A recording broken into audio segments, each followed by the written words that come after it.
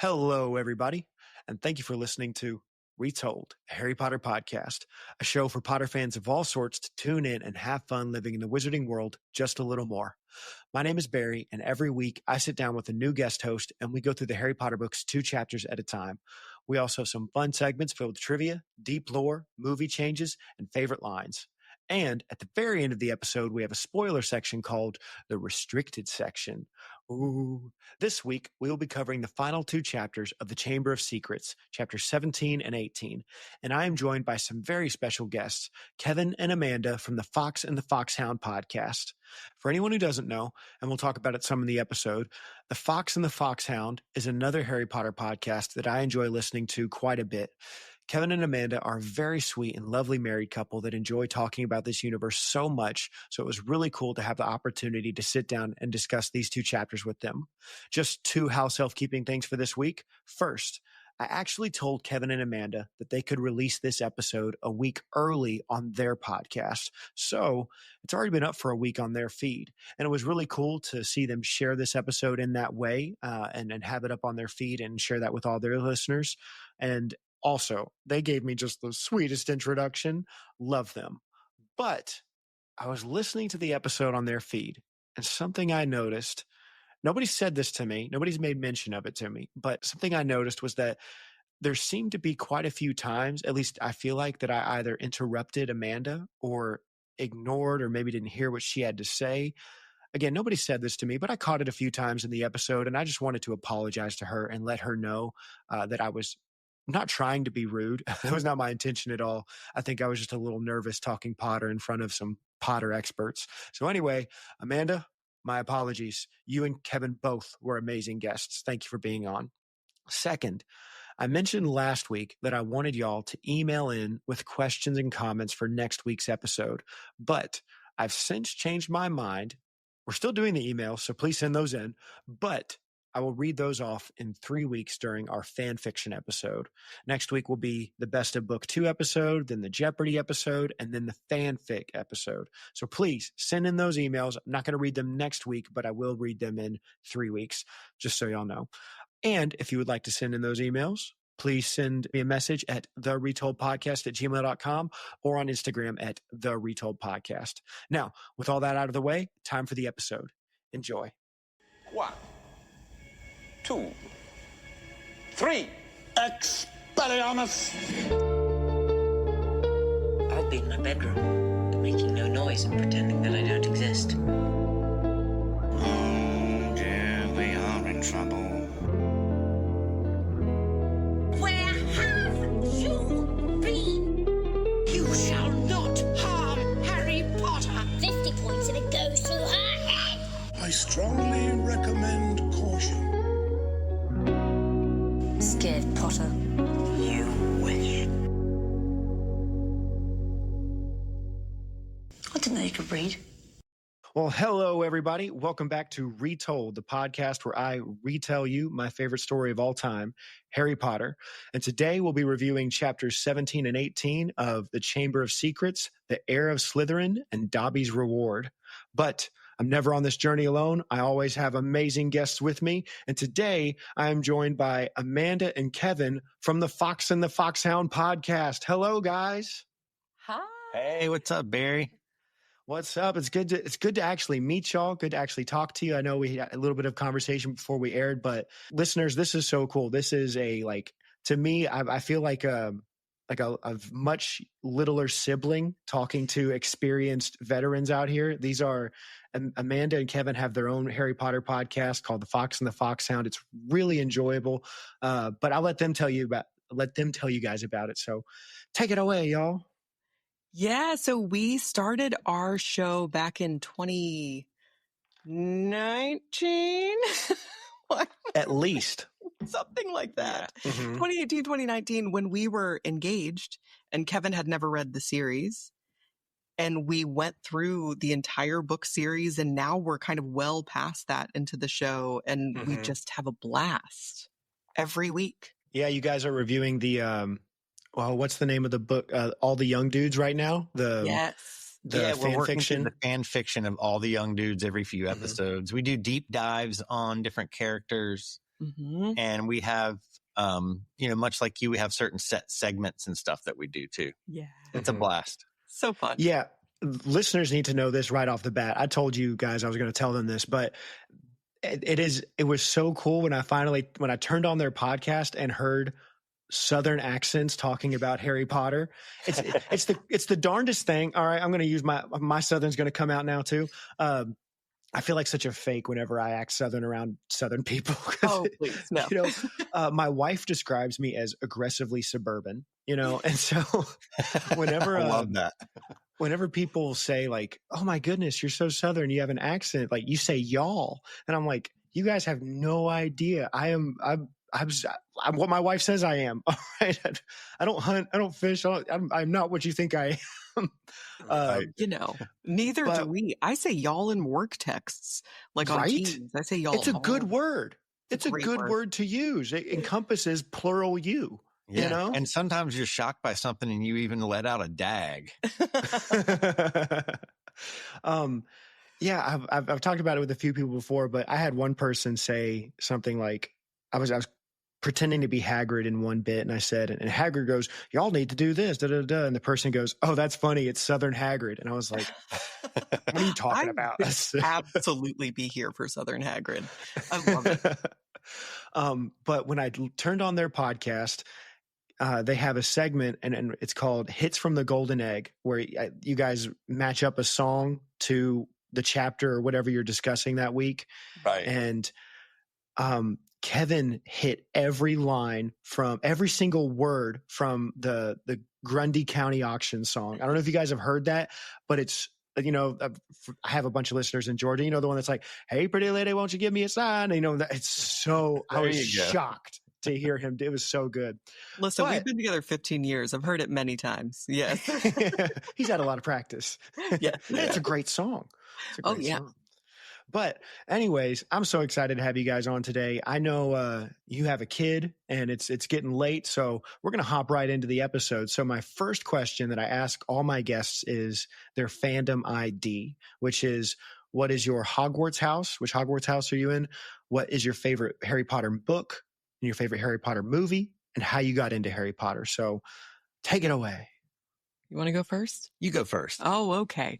That's a kind of an ongoing bit on our show too. Yeah. Do you want me to go first? Okay. I am a Hufflepuff, a very proud Hufflepuff, but I will say I feel like I've been cusping a little more Slytherin as I get older. Yeah. I don't think those two are as incompatible as originally thought. My favorite book is Order of the Phoenix, because I just love everything about it. It's wonderful. But my favorite movie is actually Deathly Hallows Part 1. Might be a hot take. That is a hot take based on what I know from a lot of Harry Potter fans. I love Deathly Hallows Part 1. I think the fidelity to the book is incredible. It's wonderful. I got into it was many years ago, and the best I could come up with is that I got into it because of my niece. I have a niece who's only about 7 years younger than me, and she was reading it, and we used to go on a family vacation every year, and she talked me into trying it out, but this would have been so many years ago. I think that was it for me. Okay, now you go. Okay, so I am Ravenclaw, and my favorite book happens to be Chamber of Secrets, actually. Heck yeah. Yeah. And the reason it's my favorite book is because I think there's just such great setup and payoff throughout the whole book, all the way to the last page. It gets you really excited for the rest of the story, and it lays so much groundwork for things that you would never believe are going to happen in the rest of the series. And my favorite movie is actually the first movie, because I feel like they made it with the intention of, hey, if this flops, we're not going to be able to make any other movies. So they put what they could into it even though it's the first of many, they made it as pretty good as a standalone movie, so that if no other movies ever came out, you'd still be happy that you got that first one. That's a fascinating take. I've never heard somebody give that reason as for how good the first movie is. And I completely agree. That's a really cool take. Yeah.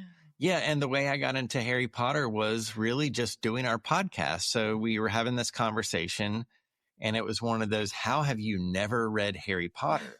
But I'm 8 years older than Amanda. So I was already an adult when Harry Potter came out, pretty much, right? Yeah, I think so. Or early adulthood, I guess. And it just kind of missed me because I wasn't a kid. And so we were having this conversation, man, I can't believe you've never seen any of the movies. I can't believe you've never read any of the books. And then we just had this idea for the podcast. And so when I was reading it for the first time, which is a little peculiar, is that I never sat down by myself and just read the whole series in one go. I would read a couple chapters while I was taking notes for the podcast. We would record. And then a week later, I would read another 2 or 3 chapters. And that's how I made it through the entire series. Yeah, it was kind of rough. It took a few years. Yeah, I think I don't even know, maybe 3 years, something like that. Yeah, in our like instant culture, binge culture, yes. I'm shocked that you could do that. That's like, I remember anytime I get into a series, I Google spoilers because I can't handle the stress of not knowing. That's what I remember when I was in high school when the Game of Thrones TV show was coming out, and my friends were getting into it. And I went to a tiny little private Christian school, and I was like, oh, that's sinful. And I wasn't watching it. But then I got into the books, and I was like, dang, these are good. So, and I was like halfway through book 1, and the very last episode of Game of Thrones was airing. And I was like, I'm never going to, like this was before we knew House of Dragon was coming out. And I was like, I'm never going to be able to watch an episode live. I'm going to watch it. So I watched the very last episode as the first episode I ever saw. No. I was Barry. Like, what's going on? You live on the edge, Barry. You really are out there on the edge. It goes against everything I believe in with media consumption. My wife hates it. I remember we were in the movie theater for Dune Part 2. And during the big fight at the end, I was like, I can't take it. And I Google who won. And I'm like in the middle of the fight. I did that because I can't stand it. I'm wagging my finger at you. It helps me to enjoy it more if I know. My sister-in-law does the same thing. Katie does the same thing. Funny. Yeah. But yeah, that's very impressive that you had the self-control to be able to wait that long. Have you since like just regularly enjoyed it, without... I've been threatening to do a reread, and I have not done a reread. However, we do every few episodes we do a Kev's favorite chapters episode, and so I'll go back and pick one of my favorite chapters, and a lot of times I'll read the chapter before it, and then I'll read it. Sometimes I'm on a roll and I'll read the chapter afterwards. So I go back and pick and choose. It's kind of funny because I read the series in such a slow, methodical way. It's almost like Bible study. Versus like just sitting down and reading, because I'm taking notes, I'm really looking at it. And so when I'm going back to a chapter, I'm kind of looking at the context. Sometimes I'll even Google the context of like where we are in that book. So I kind of understand because you're like getting the background for the book like you do with the Bible study. Like, yeah, exactly. Who was it written to? When was it written? Right. Yeah. That's some good hermeneutics for the Harry Potter book. Right. Exactly. There you go. It's funny. I'm a youth pastor, and when like doing this podcast has actually improved my like preaching and teaching so much better because the way I take notes for our young adult group, I'm leading them through Mere Christianity by C.S. Lewis, and I take notes the same way for that book that I do for the pod. Yeah, that's incredible. Yeah, I love Mere Christianity. I have a copy of that on the bookshelf right now. Mm-hmm. Yeah, I have a C.S. Lewis book. I can't remember what it's called right now. I think it's like Meditations or something. And it's just excerpts from different things that he's written, his vast body of theological work over his entire life. And it's just little inspirational, like 1-page things. But yeah, I'm a huge, huge C.S. Lewis fan. His fiction and his theology. Yeah, same here. It's like, I feel like it's a required reading in the South. Yeah, right. Yeah, for sure. Well, without further ado, we're going to hop into our Quizzitch section where, this is a running competition I have with my guests where every week I, representing me, and my guests representing the world, quiz each other on the chapters that we're discussing. I keep track of the score, and by the end of it, we see who knows more about this particular Harry Potter book, me or the world. Now, I was fortunate enough to win in book 1. I won by a very small margin. You guys don't have to worry. I don't think at all. I don't know the score, but I've been getting slaughtered in book 2. So it hasn't been fun for me. It's been fun for the guests. But with that said, though, we'll hop into it. I think, Amanda, you can ask me your first question, and then I'll ask you a question. And then Kevin, you ask me and I'll ask you, and we'll go back and forth like that. Okay. That sounds great. Now, my first question is admittedly it's a bit of a softball because I didn't know. Thank goodness. I didn't know how hard we wanted these. But my second one, not so much. What subject was Dumbledore teaching when Tom was a student? Transfiguration. Correct. Softball. That was a softball, and I'm a little upset that was your level for softball. Are you serious? Oh my gosh. Wait, what did he say? I said she stole one of my questions. A shame. Ask it anyway. Right, there you go. All right. That's all right. I've got another one for you. Good. So it's funny. I feel like I've always done this. I kind of just assume, Amanda being the longer fan, she has more knowledge, and I may assume incorrectly. I'm not insulting you, Kev. Yes, so I'm going to throw her the harder questions. Great. Go for it. Throw you the easier ones. So Riddle said, and this is a hard one, so I do apologize, but not terribly so. Riddle says that Hagrid did 2 things with animals, with animal/magical creatures when he was a student in this chapter, in chapter 17. What was one of those 2 things? Oh, crap. He says, who would trust Hagrid? Me, perfect student, doing this, or Hagrid doing this and this?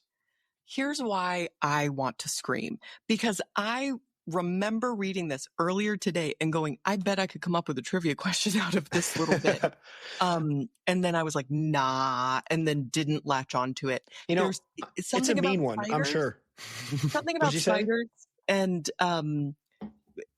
I got nothing else. Oh God, I'm whiffing it. Oh, spiders is incorrect. No, if you had gotten the magical creature right, I would have given it. He said raising werewolf cubs under his bed and sneaking off to the forest to wrestle trolls. Damn it. Okay. All right. That was a hard one. That's okay. One, it's though. now the margin is slightly smaller, but it's still very big. So my question was going to be, what did Tom Riddle say Hagrid was raising under his bed? It's werewolves. It's werewolf cubs. You got one, Barry. You're doing great.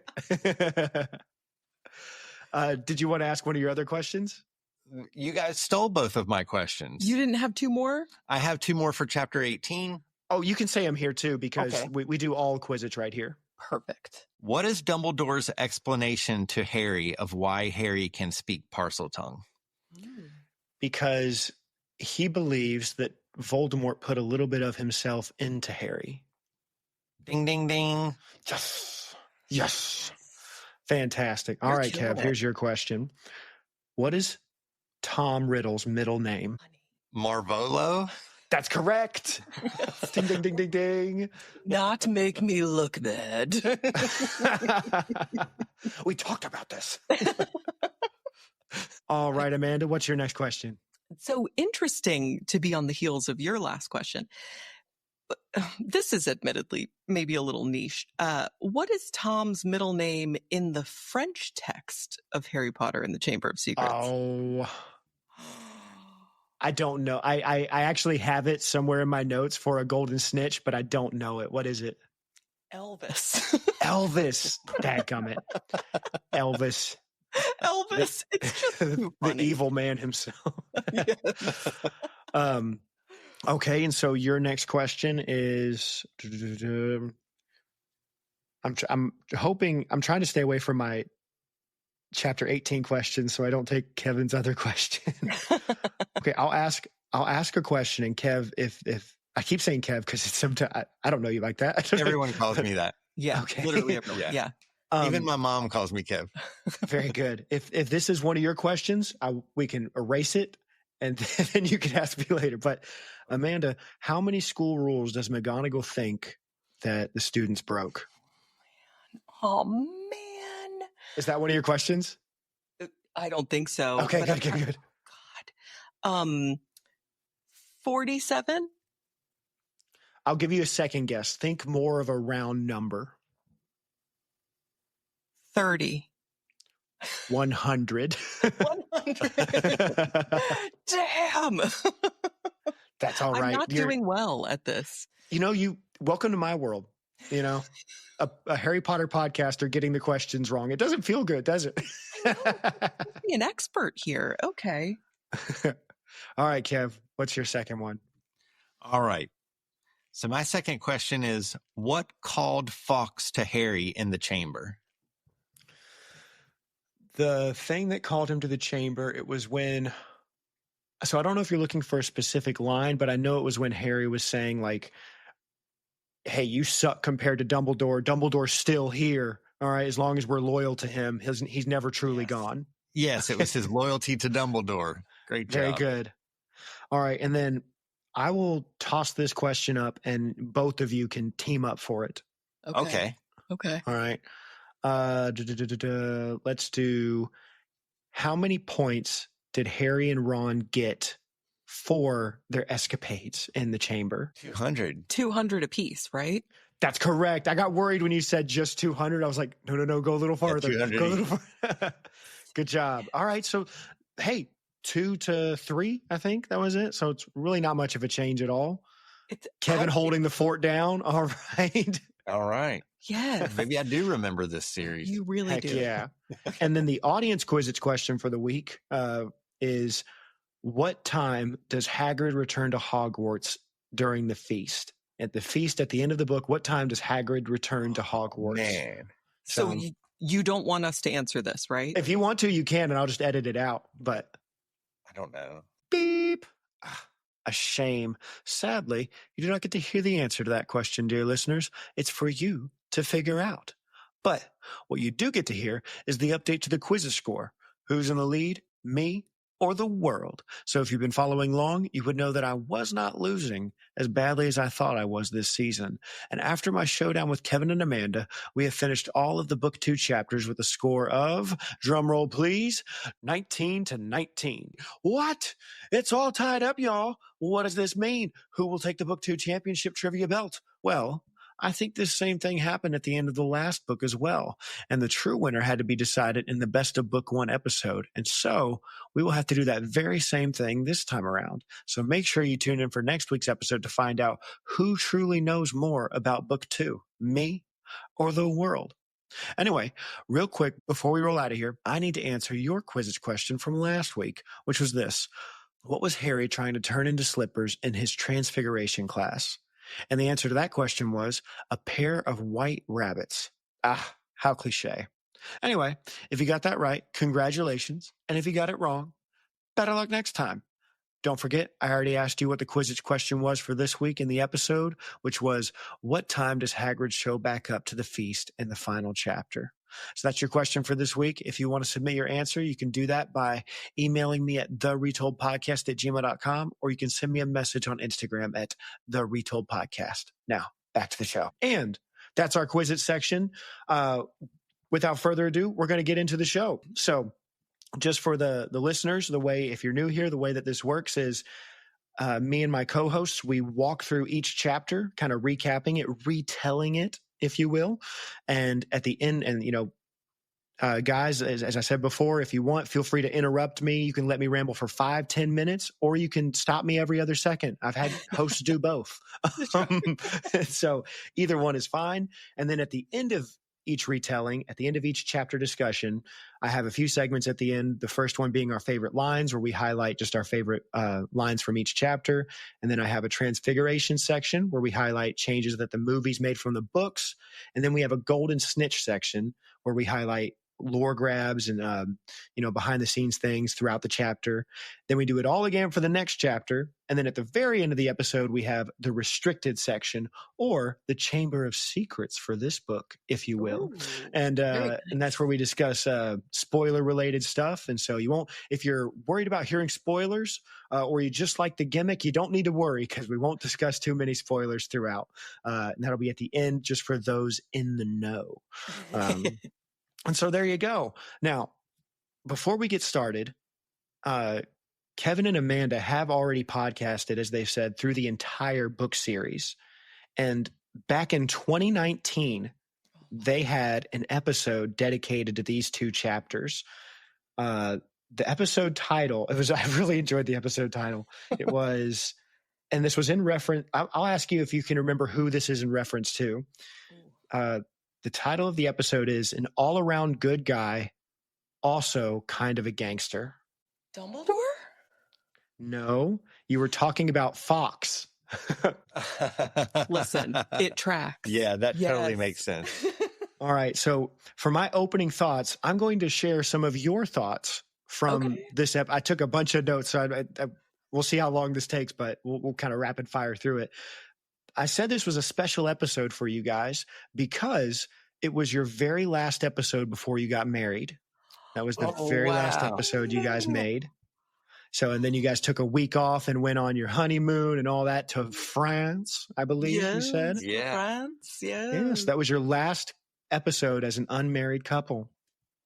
How cool is that? Cool. I love that. Oh my God. And it was so funny because it was one of the funniest jokes I've heard in a while. At the beginning of the episode, you guys mentioned this fact, and then Amanda says, hey, you can still back out if you want, Kev. And he goes, I really think it's too late. I've been kind of like doing not that I want to, but just kind of thinking about it. Like if I were, I don't think there's any way to do it and still look good. Like there's no excuse I could give it's just a mind experiment, or a thought experiment, but there's no excuse I could give and have it sound okay to the families.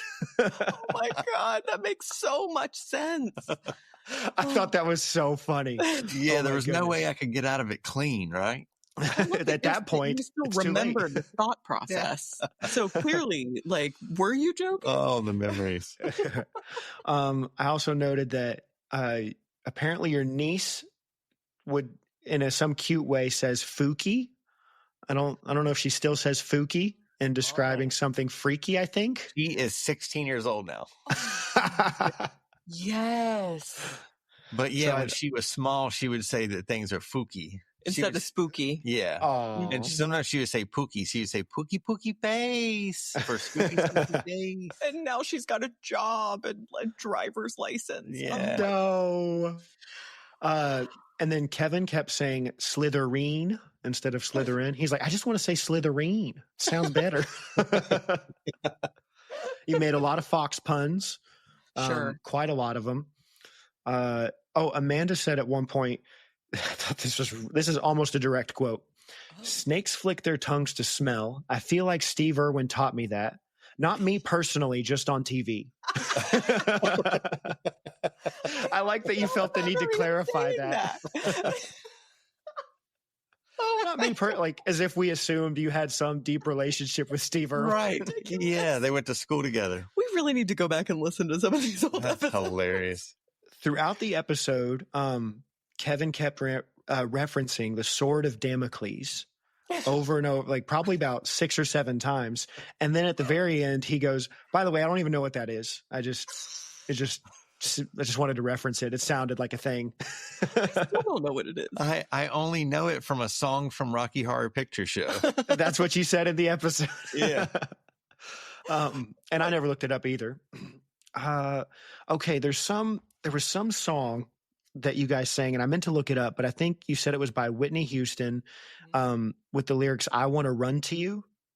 I want to run to you. Okay. Yeah. And you said, man, I really hope that Darren plays that at the wedding. Did he play it at the wedding? Did he?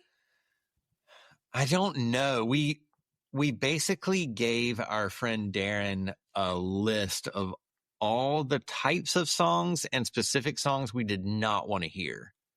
Yeah. And he thought that would be an easier way to go. So I don't think that we got that specific song. No, I don't think so. Oh, a shame. Dadgummit, Darren. It is a shame. Oh, come on, Darren. All right. I have 2 notes that I want to save for chapter discussion stuff, but then the last 2 for right here. At one point, Kevin came up with the idea for a TV show, Nudie Wed, which is funny because that is like a TV show now where it's like love, like, you know what I'm talking about? That TV Love show at where first sight or something like that. but they're like naked when they see each other. Right. Yeah. It's like a graphic show. And so that ended up becoming a show. So that's I really think you funny. manifested that. That is funny. I wish I would not have. And then the last one is that at the very end, Kevin talked about some friend of his that pooped his pants in line at a bank. An adult man doing. He is currently 2 blocks from where I sit. Mm-hmm. Yeah. One of my favorite stories ever. It was so funny because you were talking about how stressed you were about the wedding and like all the stuff that goes into planning it and taking care of things. And you said like, you know, sometimes it's like the Dumbledore line. Sometimes like light can come if you just look for it in like weirdest of places. And you were like, and all of a sudden my friend tells me this story and I think, wow, I didn't know that's what I needed to hear. But a grown man pooping his pants really puts things in perspective for me. I'm doing okay. I can't believe it's been 6 years ago since John pooped his pants in the bank, and it still gives me joy to this day to hear that story. I'm going to ask him to retell it here soon. Well, very good. And those are all my recap notes for the moment for your episode on this. Thanks for doing that. That's really fun. Of course. It was a really good episode. I think, and the thing that I was really struck by was that, and this will, like, listeners, this will be good for you guys if you were to go like back to their early catalog. The sound quality is still really good. Like normally in the early days of a show, it's like, oh, that's a little rough. Yeah. It sounded so good. Now, granted, I don't know what it sounds like before that episode, but at least by the time you got to the end of book, you did say that you made some studio changes, and you said this was the episode that a friend of yours gave you some sound panels to put up in the room, I think, maybe. Oh, yeah. Oh, no, totally. that may have been a different podcast I was listening to. Either way, you did say there were some changes made, but it's that it's still really good quality audio. Like I'm listening to it like, wow, they sound so good. And it's 2019. So that's all Amanda. And it's been a top priority from day one because I've listened to too many podcasts that I couldn't listen to because the sound quality was so bad. And I was like, not this one. So it's been a labor of love. I feel like I've had, like that was my exact thought process going into this. And I recorded all of season 1 before I released a single episode. Wow. Which meant I never listened to them before they came out. And so by the time it was over, there were some that I was like, oh my goodness, I'm going to have to edit a lot. And even then it wasn't the greatest. So I have a few rough ones, but other than that, I've always made sure to make it the best quality I could. It's so important. It's so important. Thank you for that compliment. That means so much to me. Of course, you deserve it. So without further ado, let's hop into the chapter. So again, just some overall thoughts is I thought Harry would be a great TV show cook, like in a competition. And Kevin kind of highlighted this in y'all's episode because there's one scene where Harry goes, all right, let's take stock. I got the sword. I got the hat. I got Fox. Let's make something happen. And it makes me think of those TV shows where they're like, all right, here are your ingredients. You got some baking soda, an egg, and, a bale of hay. Do something. All right. and make it work. So that was my first thought after reading this chapter. And also some really huge moments go by so fast. Yeah. Like my wife is writing a book right now. And when she gives it to me, sometimes my advice or like she has me kind of edit it for her. And I'll be like, you could probably linger in this moment. Let us feel the impact a little more. I think these books are wonderfully written, but there are some moments in this, especially in this chapter, where it's like, Riddle explodes and then it's on to the next thing. And I was like, whoa, he was there one moment and now he's gone. It's fast moving, so this one. Yeah. But let's go ahead and hop into my review. So again, if you guys want to interrupt, go for it, but I'm off to the races. So Harry walks into the chamber, ready to, he's got his eyes shut because he doesn't want to see a basilisk, and the basilisk's not going to get him. With half shut eyes, he does a great job describing the chamber, though. He's looking around like, right? Looks pretty good in here. Really good point.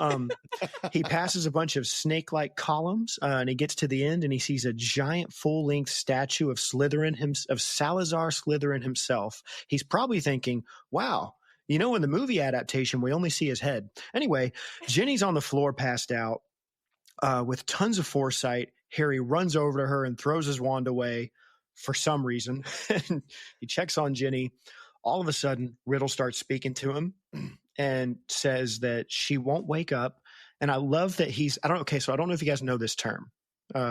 It's a newer word from Gen Z, but I said that Riddle was aura farming. Have you guys heard this? No. Please This is enlighten fun. us. I love it. If a person, is described as having aura, they're like they have a cool presence, a cool look to them. And, often in like Japanese anime or certain cartoons, like some guy just stands there looking cool, or picture like Tom Cruise walking away from a fire blast or something like in the background. They would say that he's aura farming. He's just trying to build up as much cool as he can. And so, it's like Matthew McConaughey in Dazed and Confused. Oh, yes. Or Matthew McConaughey in anything, really. Yeah. I kind of imagine Tom Riddle when he appears in the chamber, like in a leather jacket, and he strikes a match off of his boot and lights a cigarette. He's kicks up one foot on the wall. Yeah, he's I'm picturing Riddle now as like they cast Matthew McConaughey as the new Riddle. Can you imagine? All right, Harry, welcome to the chamber. Harry Potter. All right. Oh my God. Says he's just leaning against a pillar, acting all chill. He tells Harry that he is not a ghost, but a memory. And Harry's like, man, that's great. Could you help me out with Jenny, though? Like, we got to get out of here. I love that there's so many moments where Harry's like, great, we got something to do. I probably mentioned this in the episode we did about this, but there is a podcast called Binge Mode, and they did a season on Harry Potter. And one of my favorite bits is this moment when they're like, oh, Tom, my good friend Tom, please help me. And Harry's just not getting that Tom's a bad guy. It's so good. He's like, hey, I know you. Anyway, help me out with this. I don't know why you're down here. That's kind of suspicious. But anyway, get over here. We got to pick her up. She's kind of heavy. Yeah, it's that classic. Hey, man, can you get the other end of this? I got to carry one end to Jenny. If you can get the other end, that would help out a lot.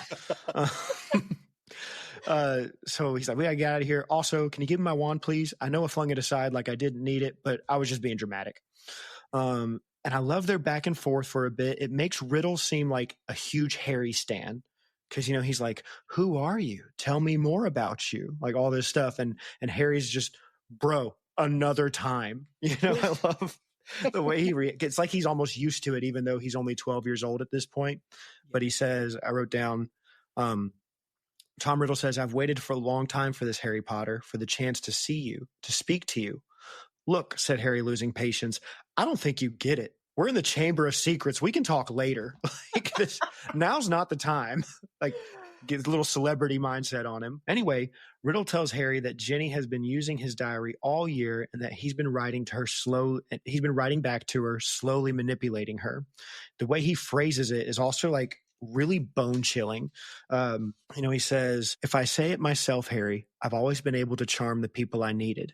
Jenny poured out her soul to me, and her soul happened to be exactly what I wanted. I grew stronger on a diet of her deepest fears, her darkest secrets.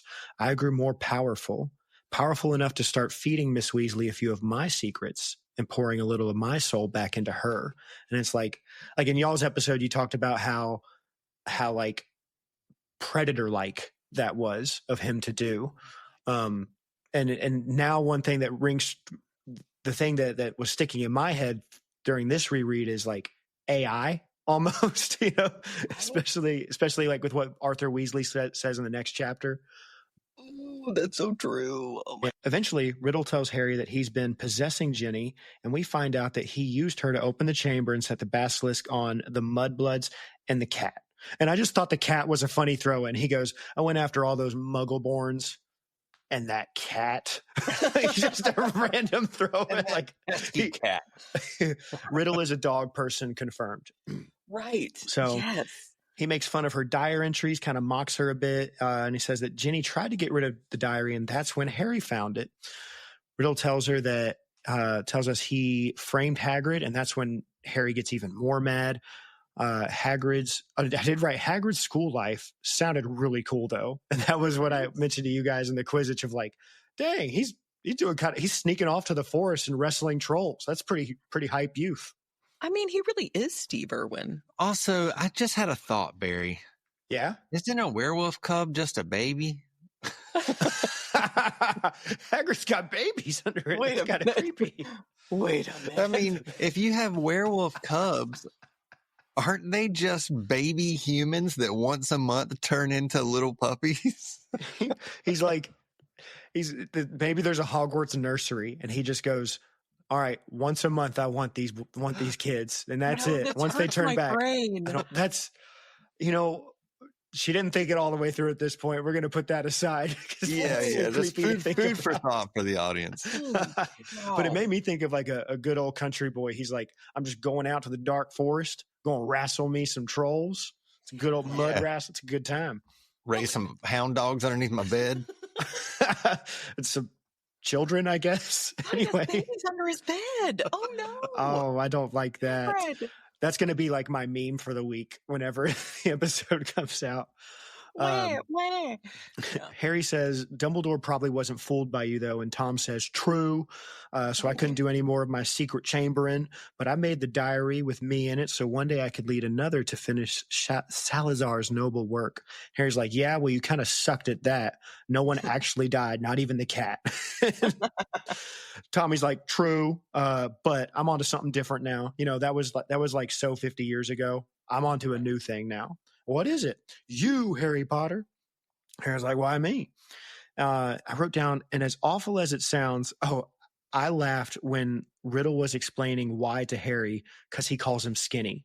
Because he goes, you, just a skinny boy. And he's almost like, you don't even lift. How did you beat me? That's kind of how it came across. Do you even pump, bro? You can't even bench 225. How did you beat me? That's crazy. How did you beat Voldemort? That's crazy. It is very interesting that Tom says we even look alike. Yeah, I forgot about that until I read this. But I'm jacked, and you're not, Harry. That's a big difference. I'm like really catty. It's like surprisingly catty between these two. Mm-hmm. I know if the in the new series, whoever they cast to play young Voldemort, Tom Riddle, if they made him a bit more flamboyant, it would still work. Yeah. Oh, I think it would make it better. Yeah. I think it would give him some extra personality. I would love it. But so he goes, dude, you don't even lift. How'd you beat the great super awesome Voldemort? And Harry says, why do you even care? Like Voldemort was after you. And then Riddle says the cool line of like, Voldemort is my past, my present, and my future. He does the sparkler name trick, where you write your name with the sparkler ready. Puts up Tom Marvolo Riddle. And then he magics it to say, I am Lord Voldemort. And here's the thing. I know a lot of people, like I listen to a ton of Harry Potter podcasts, and this is often made fun of, where they're like, they make him sound like some teenage girl messing with the words or whatever often. But I was like, as a 12-year-old watching that movie scene, that hit. Like that was, I was like, whoa. It's well done. So it hit its target audience. I'll say that. Absolutely. I mean, and at the end of the day, Tom Riddle, Voldemort, is a drama queen. Like that is his whole personality, and it fits and it tracks, and it's so well done in the movie. So well done. So yeah, we learned that Tommy is just young Voldy. And at this point, Harry is super ticked, and he starts taking shots at him too. Because Tom Riddle says that he'd become the greatest wizard ever. And Harry's like, you didn't do that either, bro. Daddy Dumbledore's better than you. And I wrote down when Harry's thinking about Dumbledore, and he says he's not gone as long as people remain loyal to him. And I love, and you guys highlighted this in your episode too, but he said he was wishing rather than believing it to be true. He's like, I'm not sure if Dumbledore is actually still here, but I'm going to manifest it, just speak it into existence, just like Kevin manifesting the naked married show out there. Very powerful. I'm magic. And then I wrote, to cap off the sick burn on Riddle, a freaking phoenix flies in, and actual music plays in the background, and then it drops a hat in front of Harry and lands on his shoulder. And Harry's like, I can aura farm too, Tom. All right. It ain't just you. because that's a pretty sick scene. Harry's just standing there. Phoenix flies in right on the shoulder. Amazing. With music. There's a really funny moment where Riddle tries to make fun of all this, and he does his evil laugh, and it says, it sounds like there's 10 Riddles laughing, and he keeps going on. But what's really funny about that scene is it says Harry waited for Riddle to stop laughing with his courage mounting. And then Riddle says, "To business, Harry." And to me, it's like Riddle lets out this huge laugh and Harry's just not even reacting. Yeah. Whatever. And then kind of Riddle like stops his laugh and just goes, anyway, as I was saying, it gets on with it. Nuts. Yeah, to get no reaction, he's a drama queen. He wants the reaction all the time. You're convincing me more and more. Before I was like, he's just evil, but he just wants attention. He just wants some attention. So much attention. Yeah. So Riddle asks Harry how he beat Voldemort, and Harry delivers the best burn yet. He says, "Bro, you lost because of my mom, my common muggle-born mother. She stopped you killing me, and I've seen the real you. I saw you last year. Girl, you're a wreck. All right. You're barely alive. That's where all your power got you. You're in hiding. You're ugly. You're foul." Like Harry is just digging somewhere deep in all that bullying that he was given as a kid. He's like, time to spit it back up onto this guy. Fantastic.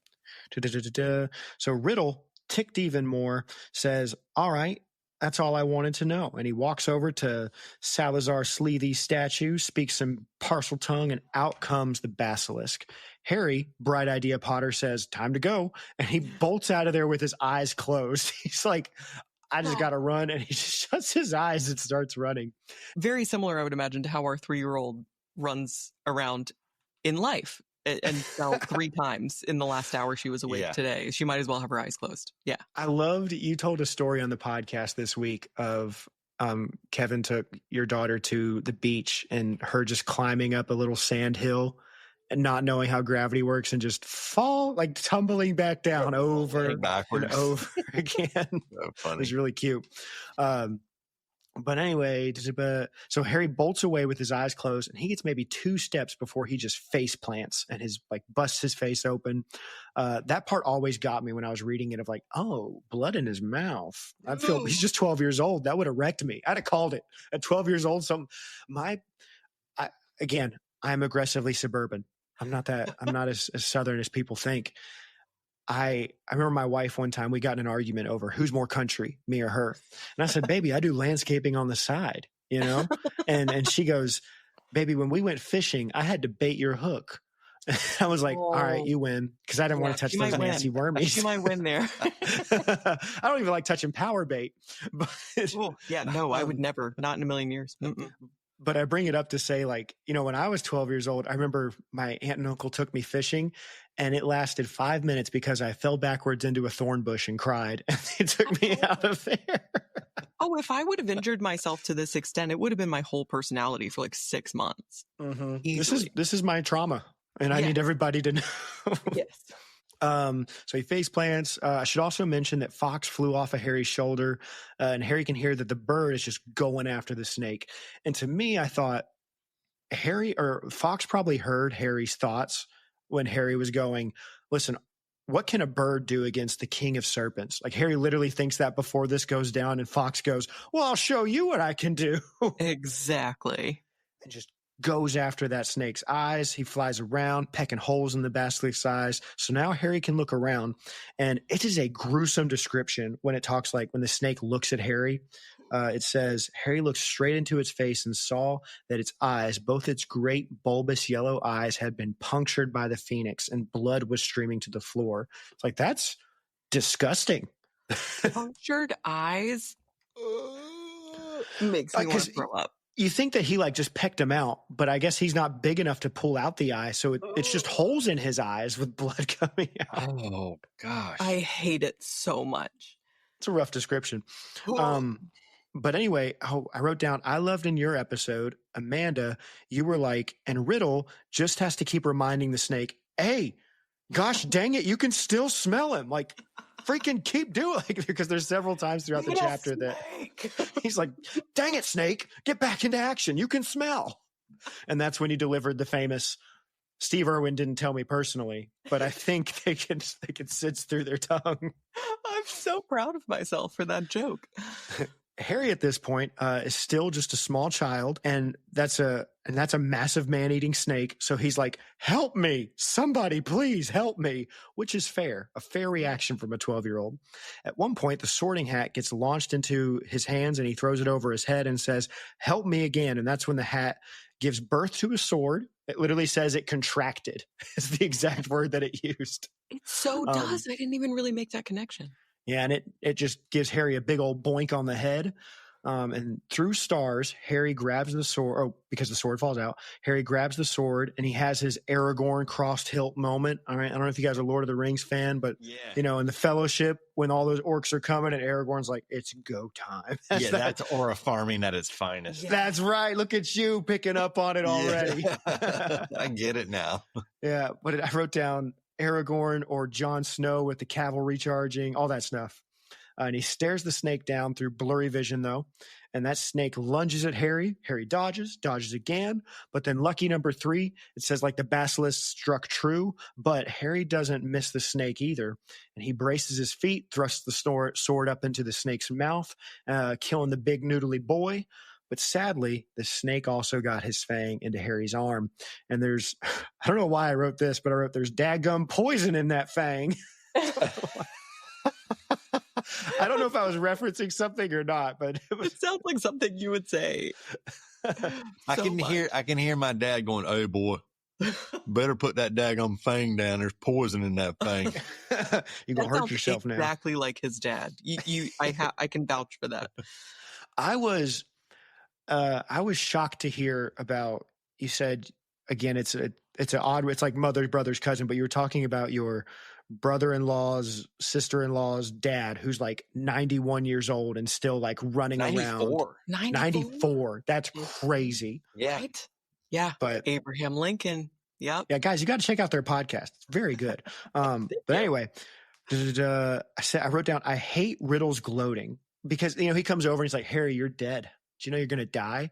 But I thought, like, dude, you kind of lost too. Like, your big snake just died. You doesn't seem like, I don't feel like you should be gloating in this moment. Like a 12-year-old just beat Salazar's monster. That's crazy. It's the hubris. Mm-hmm. Yeah. I wrote down Jim Dale. Do you listen to the audiobooks at all? Yes. Yeah. When Jim Dale does Riddle's part in these moments, he does it so well. And he's like, it is so good. He's like, "You're going to die, Harry Potter. I'm going to watch you. I have nowhere to go." Like, I just love his like version. He's so smooth and like cool about it. It's crazy you bring that up because when Tom Riddle is talking about the diary entries from Ginny, like as I was rereading it in my head, all I can hear is Jim Dale narrating that part because he like speeds up his pace. It's so chilling and it's so good. Yeah. I feel like I've listened to Jim Dale more than my pastor. Yes. I'm going to tell him. Don't do it. And then I wrote, I love Harry being like, "Dying ain't so bad." Because, and in your episode, Kevin said, "I love this moment because Harry goes, man, death's kind of cool. I feel like I even got a buzz, It's really nice. So why is Harry not dying this time? Because Fox put his little bird head on him and started, little tears, some boo-hoos on the wound. And even Riddle is like, "Frick, I forgot that the author hinted at the use of Phoenix tears in chapter 12. So reader, you're not alone. All right, Phoenix tears heal him." Anyway, Tom never miss a beat. Riddle says, "No biggie. I'll just fight you man to man. Better this way, all right?" And then out of nowhere, Fox drops Riddle's diary onto Harry's lap. I love this moment because they both kind of just stare at it like, "What?" And then out of nowhere, Harry grabs the basilisk fang and is like, "Boys don't use diaries," and stabs it. And that's kind of problematic, Harry. Boys can write down their feelings too. Anyway, Harry's Chad moment pays off, and the venom in the fang destroys the diary, and in so doing, destroys Riddle, because magic. Ginny wakes up, because magic, and she starts crying, and Harry doesn't even really respond to her. I love these moments because Ginny is just sobbing, talking, like she looks around, starts crying, starts talking to him, and he's just tired. He's like, "That's great. Can we go?" Like, you know, let's forget about this. We deal with this tomorrow. There's one moment where, you know, she's crying about being expelled or potentially being expelled, and he doesn't even respond to her. You know, it says he just urges her through the chamber door. He's like, that's great. Let's keep it moving. Let's walk and talk. Let's walk and, you know, we got to get, I'm so done. So I do like that he still goes back and grabs the sword. They leave the chamber. Door closes with a sayonara because it says it hisses, and that's what I imagined. They get back to the cave where Ron is, and it's just his little face poking through the hole. I imagine he's just like, thank goodness you're alive. Yes, he reaches his arm through the hole. I thought that was such a sweet moment. Yeah, he's such a good brother in this moment. You know, just come here, please. So he reaches through, grabs Jenny. He's like, you're alive. Also, where'd you get the bird and the sword? And Harry says he'll tell him later. I like the considerate Harry moment because, you know, he doesn't want to tell Ron because he's like, hey, not in front of Jenny. This is kind of all her fault, and I don't want to bring it up again in front of her. So let's just keep it moving, maybe later. They walk over to Lockhart, and Ron explains that he lost his memory because the charm backfired. Y'all kind of hinted at this in your episode, but I feel like this is Lockhart without like the sin of what his pride has turned him into. Like if he were to be removed, like if you could ever, I'm struggling with words here. Sometimes I feel like you continue being an awful person because of the situation you're in. And you're like, if this was gone, I might be able to be decent. And it's not a good excuse, but he's like, but because of the trap I've put myself in, I have to continue acting this way. And I feel like if all that were removed from Lockhart, this is the kind of guy he could have been. You know, it describes him as good-natured and kind to them. You know, even in the next chapter, he's pretty humble. He's like, I was a teacher. I must have been horrible, you know? I love that. Yeah, that's a really good point. Yeah. Because we never really get the sense that Lockhart is like necessarily like a bad person. He's just, you know, he just has that big ego. He's just too self-involved. Yeah. Mm-hmm. Ego Death Lockhart. Yeah. What'd you say? Ego Death Lockhart. That's the version we get. Mm-hmm. Yeah. And I like that. I feel like this is what he could have been. And that would have been, you know, it's a nice look at him. Anyway, they don't know how they'll get out of there, but Fox is like, hey, grab my tail. And Ron says there's no way a bird can carry them all. And Harry says he literally says that's no ordinary bird. You know, it's a plot convenience bird. And they grab onto Fox and it flies them out of the chamber. They see Myrtle at the top and she's like, would have been cool if he died down there. Harry says, gee, thanks. And then they head off to McGonagall's office, and that's the end of the chapter. Yay. Oh, that's a big one. That was a meaty chapter. Great chapter. Great chapter. And now moving on to our favorite lines of this chapter. So I got quite a few. So how about, do you guys want to start off and then we'll bounce back and forth? Sure. I have two, and I'll be honest, they're two that you kind of covered already, but I'm going to go back to them. So the first one is, she won't wake, said a soft voice. It's just this like chilling first words from Memory Tom that like is just so etched into my memory of like the first time reading this and being like, what's happening? The second one, which you read verbatim, it's such a great line.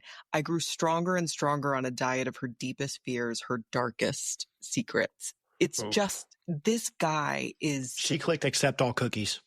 She really did. This guy is just like, this is going to be the understatement of the century. He's a bad guy. He's a really bad dude. And this is like the first real glimpse. He's not a comic book villain anymore. This is someone who's literally twisted and predatory, and it's just so beautifully written also. I've always been able to charm those I need to. Right? Yeah, that was one of the lines that I wrote down as one of my favorites. Yeah. Well, those are the only two lines I have. So if you want to go. I love this line from Harry Potter because it's so casual. When he says, sorry to disappoint you and all that, but the greatest wizard in the world is Albus Dumbledore. It's just throwing in that and all that for no reason is so funny to me. Brilliant. Like, dude, you really suck. And I just need to tell you about it. You couldn't even kill children or a cat. That's crazy. Or a cat. I bet Dumbledore could kill a cat if he wanted to. 1,000%. And all that in that sentence, it has the same feeling as this, that, and the third. Yes, this, that, and the third. Exactly. That's funny. Did you have another one? No, those are the two I had for chapter 17. I'm going to rattle off a bunch here. I liked when he's quoting Jenny, he says, "It's like having a friend I can carry around in my pocket." And again, that just made me think of a smartphone. Especially one with ChatGPT. Mm-hmm. Yeah. Mm-hmm. And then the line of, Voldemort is my past, present, and future. Like that one a lot. Very chilling line. And it's like, oh, shoot, that's who that is? Yeah. Who knew? Huge reveal. Let's see, moving ahead. Because, again, some of these I already said. But, I loved this one. So this was probably my favorite. This is one of my favorites in the whole book. And it seems so insignificant, but it speaks to Harry's character a lot. "Fox," said Harry thickly, "you were fantastic, Fox." Oh. And I loved that line so much because he's dying. He doesn't know that he's about to survive. He's about to die. These are his last words, is to tell this bird, "You did your best, man." Yeah. And so, for me personally, Harry is my favorite character in the whole series. People will go, "How basic is it?" And then they talk about, I'm like, he's amazing. He's wonderful. Yeah. I just love this kid so much. And this is one of the best Harry moments ever, I think, in that he's about to die. And like you said, he just goes, let me give credit where credit's due. Let me thank this bird because it actually helped. Like, you were amazing. And I like what the movie does where he says, I just wasn't quick enough. It's like, hey, you did your part, Fox. I actually didn't uphold my end. You did great, though. Don't blame yourself at all, is kind of how it comes across in the movie. That's a beautiful moment. And then also, I think I had one more. And it was, when they're flying out of the chamber. "Amazing. This is just like magic." I love that so much. Sweet Lockhart. I have a at the beginning of every season for each book, I take lines from the movies and put them over my intro music. And I really wanted to use this line, but there's so much music in the background I couldn't. But I love this line so much. It's so good. And immediately following it, I'm a huge Universal fan. Like, I love going to the parks. I know you just went recently. Yeah. My wife and I love it. We had season passes. I even proposed to my wife in Diagon Alley. Like, we love Harry Potter World, and we love roller coasters. And so right after it says, "The chill air was whipping through Harry's hair, and before he stopped enjoying the ride, it was over." And it's like, that's how you know it's a good roller coaster. That's all right. Fox is Universal approved. Yes. Oh my God. And those are all my favorite lines. So moving on to our Transfiguration section. And again, these are differences that the movies made from the books. And so the first one I wrote down is that they don't, during the fight between Harry and the snake, the basilisk, in the movie, they run around the chamber a lot. Like, and they go into the pipes to the sides, all this stuff.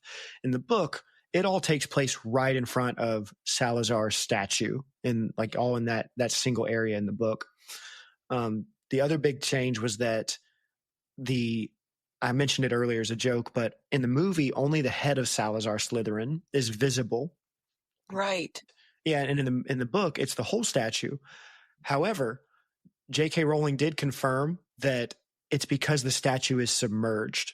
And so actually, like, if all that water was gone, then you would actually see all of Salazar Slytherin's statue. About the water, actually, in that scene. Yeah. Because at one point, the snake like pops up from the water in the movie, right. So that there's definitely some depth in there. Also, in the movie, Harry does not climb onto the in the book, he doesn't climb onto the statue. In the movie, he does, and that's where he kills this basilisk at the end. I also wrote, Riddle is much more chill in the movie. Because, we were commenting on him freaking out in the book, like, smell him. Yeah. In the movie, he's just like, you can still smell him. That's kind of how he delivers the line. Yeah. Yeah. Even keel. Mm-hmm. Fox heals Harry after Riddle explodes in the movie. So like so in the book, it takes place before Riddle dies, and then Riddle goes, frick, I forgot he could do that. In the movie, while Harry's dying, he destroys the diary, and then Fox heals him. I forgot about that. Yeah. Also, Harry doesn't put the hat on. All right. The sword just appears. I'm not too upset about that one. That one's fine. That would maybe have looked a little bit silly in the movie. It doesn't come off silly in the book, but I can see why they didn't do that. Yeah. It'd be a little bit of like comic relief in a moment that didn't need it, Exactly. Yeah. He also stabs the diary a lot in the film. Like in the book, it's just a one time, but in the film, he's like, I'm gonna kill this thing. He just hits it several times. I love it. He's very like, you like that? You like that? How about some more? It keeps going. And then when they get back to Lockhart and Ron at the end of this chapter, in the book, this is where Lockhart delivers his, it's an odd sort of place, isn't it? Do you live here?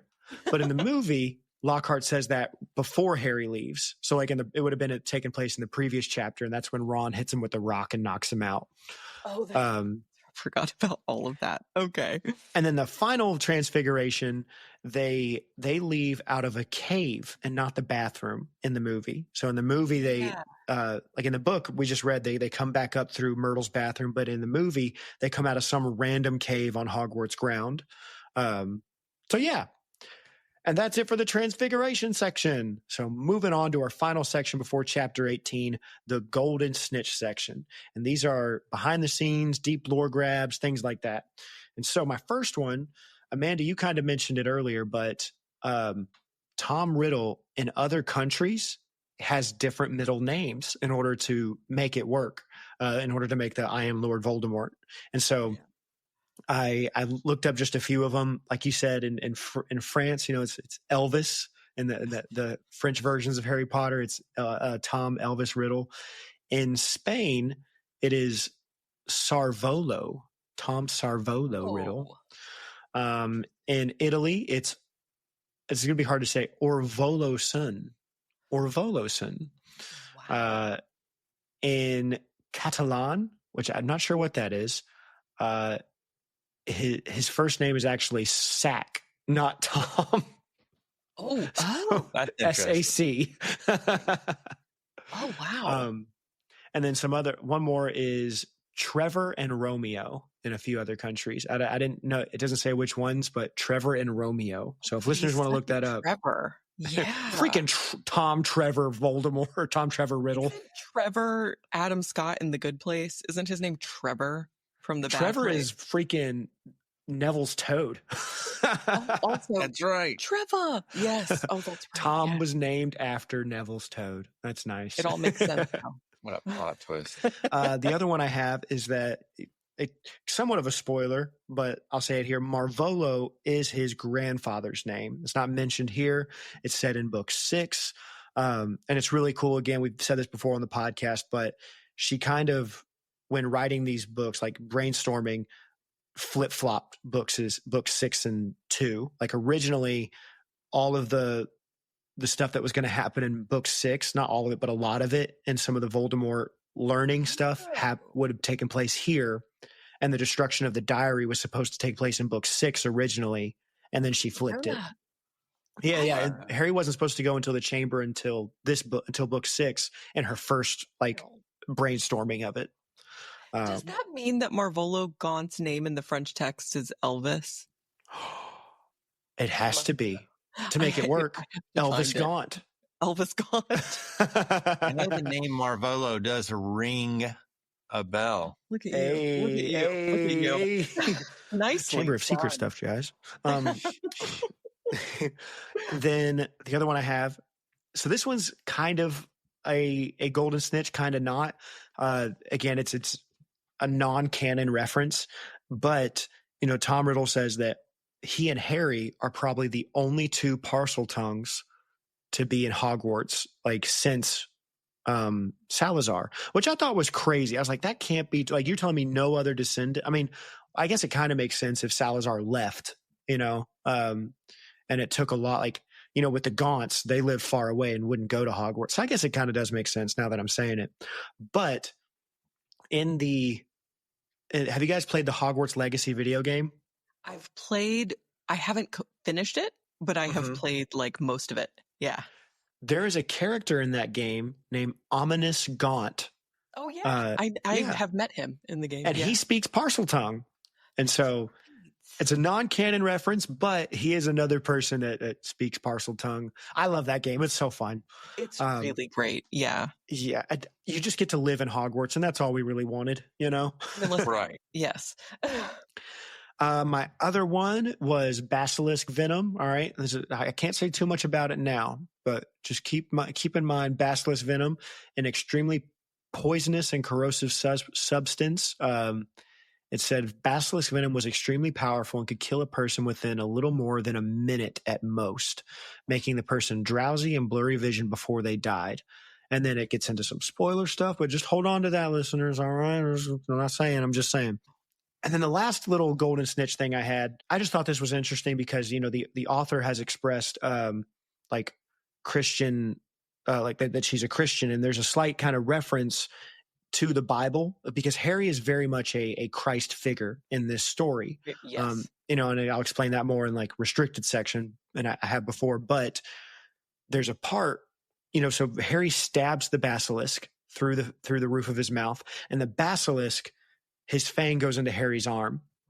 And it made me think how in the Bible there is a reference when in the fall of Adam and Eve, and that in Genesis, God comes to God comes to Eve and says, in regards to her future descendant, referencing Jesus, like saying, in the future, you will have a son, like there will come from you the Savior, and his heel will crush the serpent's head, but that serpent will bite his heel, as if to like they hurt each other.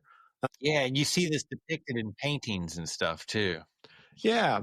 Yeah. It took me a little bit to get that out, but essentially meaning that the Christ figure destroys sin, destroys the serpent, but he gets wounded in the process. And that's what happens in this chapter, kind of, because Harry kills the snake, but gets wounded in the process. So I thought that was slightly interesting. That is really interesting. Yeah. But anyway, that's all I got for Golden Snitches, and that's it for all of Chapter 17. Before we move on to Chapter 18, do you guys need to use the restroom, or are you good to keep going? I do, actually, really quick. Go for it. We'll take turns.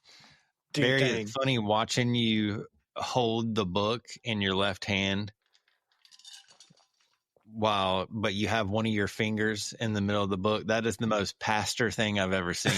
That's like instinct for a pastor. You know, they always have like the Bible with their finger right in the place they need to be so that they can move around, but they can jump right back to it. Dude, it's a little difficult because I got my notes in one over here, and then I got the book here because if I want to read directly, it's like, okay, what did I mean when I referenced this line? Yeah, you've got a computer screen there too, I'm sure, right? One or two monitors. Monitor for you, and then a monitor for some of the Golden Snitch stuff. I have the Harry Potter wiki pulled up. Yeah, a lot of stuff going on. Funny, but yeah, this has been great. I'm really enjoying this. Thank you again so much. It's really fun. Is that Hogwarts Express on that? Yeah, that's the Hogwarts Express back there. I got it from Universal or what? Yeah, I mean, I guess same thing. I guess it's meant to be a throw blanket. Yeah. Mm-hmm. Have you noticed that? I was just noticing that 2 minutes ago. Yeah. My favorite one that I have is so they're both from Universal, but I also have one that is a Christmas at Hogwarts blanket. It looks really, really cool. In fact, I think it's just in the other room. I'll go grab it real quick to show you because I like it a lot. Oh, please. Yes, that'd be great. Oh, my goodness. All right. Wait. A Christmas at Hogwarts blanket. Oh, I love that. I love the style, the art style of that. That is fantastic. I'm sorry, what were you saying? That is fantastic. I love the art style of it. Like how graphic, like the blue and the white and it's really cool. That's awesome. Yeah, when we probably went to Universal. Like we don't have season passes anymore, but you know, there's about 3 years where any vacation we went, and each time I was allowed one big purchase, and there were 2 trips. One was that blanket, and one was this one. I showed great restraint. The only thing I bought in Diagon Alley or Hogsmeade was I got a pygmy puff for Paris, one of the ones that makes a Aw. sound when you squeeze it. Yeah. Loves it. We named it Bianca, weirdly. And then I also bought this sweatshirt in the Wicked store. Oh, cool. Yes, because the Wicked store that was where I really was very tempted to drop a lot of money, but I stopped at the sweatshirt. Yeah, I haven't seen that, but I've heard nothing but good things about it. It's so good. I'm like a freaking nerd about it, if I'm honest. It's really a problem how much I love that movie. Yeah. You know, what I really like about what I've heard about that movie, again, because I haven't seen it, but I kind of hate how everything seems to be politicized, no matter what the movie is. But like the pundits on both sides were like, yeah, this is a great movie. You know, and it was nice to finally hear something that people are like, oh, the messaging in this movie was this. And then it's like, I don't want to hear that. I don't care anymore. So I love that movie was able to break through that. I think it's because it's so closely related to an existing IP in The Wizard of Oz. Like, oh, it's just so good. Please watch it. It's wonderful. Oh, and also, this is my Harry Potter Atlanta Braves night shirt. It's got the little Harry Potter stuff on it. On the back. So cool. I don't know if you can see. On the back, it's got the Hogwarts stuff. That's fantastic. Yeah. They do Harry Potter night once a year on July 31st for their game. So I was going to ask you, like, what kind of Braves jersey that was. Yeah, specifically just for I'm not a huge baseball fan. My wife and her family are obsessed with baseball. They grew up with it, and it's just their thing. She was a huge softball player, and they love baseball. And so it was funny that when we went, this was the second year that they did it. I have the other jersey from the first year, and during the first year, there was a huge line to get the jerseys. You had to get the special ticket and the package to get this massive line. Game was going on, and they were all like, we really want to watch the game. And I go, don't worry about it. I'll wait in line. I really didn't care too much. But anyway, shall we get going with the next chapter? Absolutely. Yeah. Fantastic. All right. And so here we go. Chapter 18, Dobby's Reward. Oh, I have opening thoughts here. And I wrote down Kevin's thoughts about back to normalcy. So one thing that you said in your episode, let me pull up my notes on it, was this series is founded on normal days. And so I think one of the really, really cool, like my favorite thing about Harry Potter is the day-to-day. It's the going to the classrooms. It's having fun. It's living in this whimsical, magical world. That's their normal. And you talked about in your episode, like a normal, uneventful day is so precious. So precious because you have all these days that, you know, when bad stuff is going on, you wish for those boring normal days. So much. But you said in this chapter, it's crazy how we went from like, you know, fighting the devil to just back to normalcy, you know, just back to fun, you know, we're, you know, living in the Shire, we're back at whatever, you know, it's just a return to home.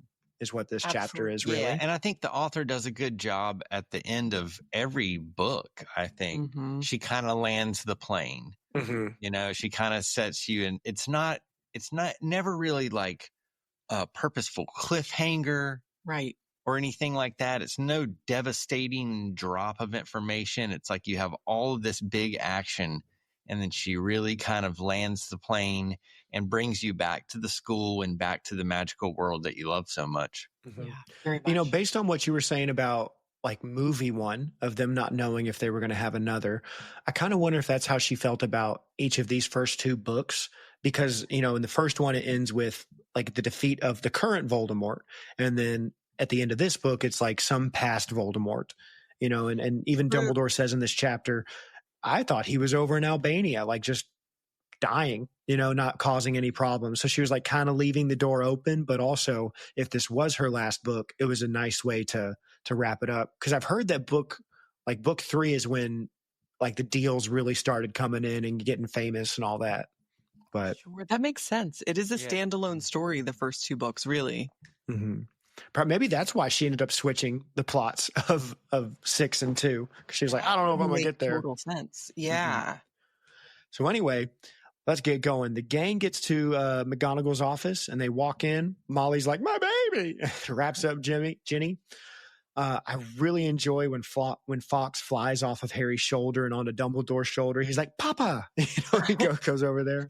Yeah. Molly says, how'd y'all save her? And Harry, in response, this is a really funny moment.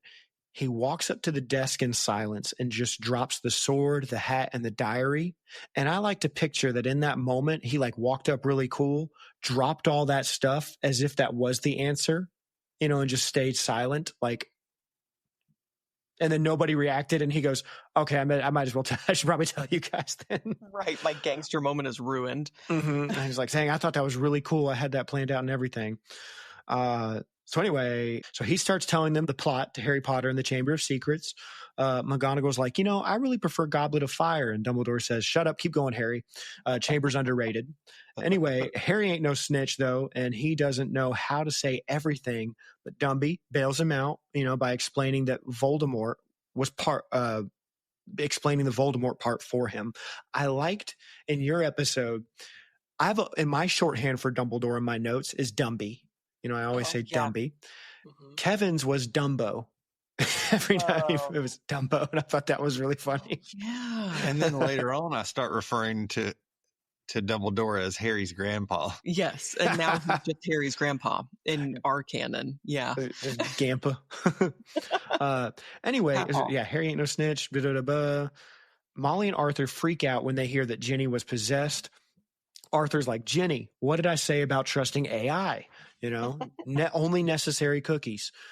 Dumbledore says, Arthur, she's 11. And this is like Satan we're talking about. I'll give her a pass.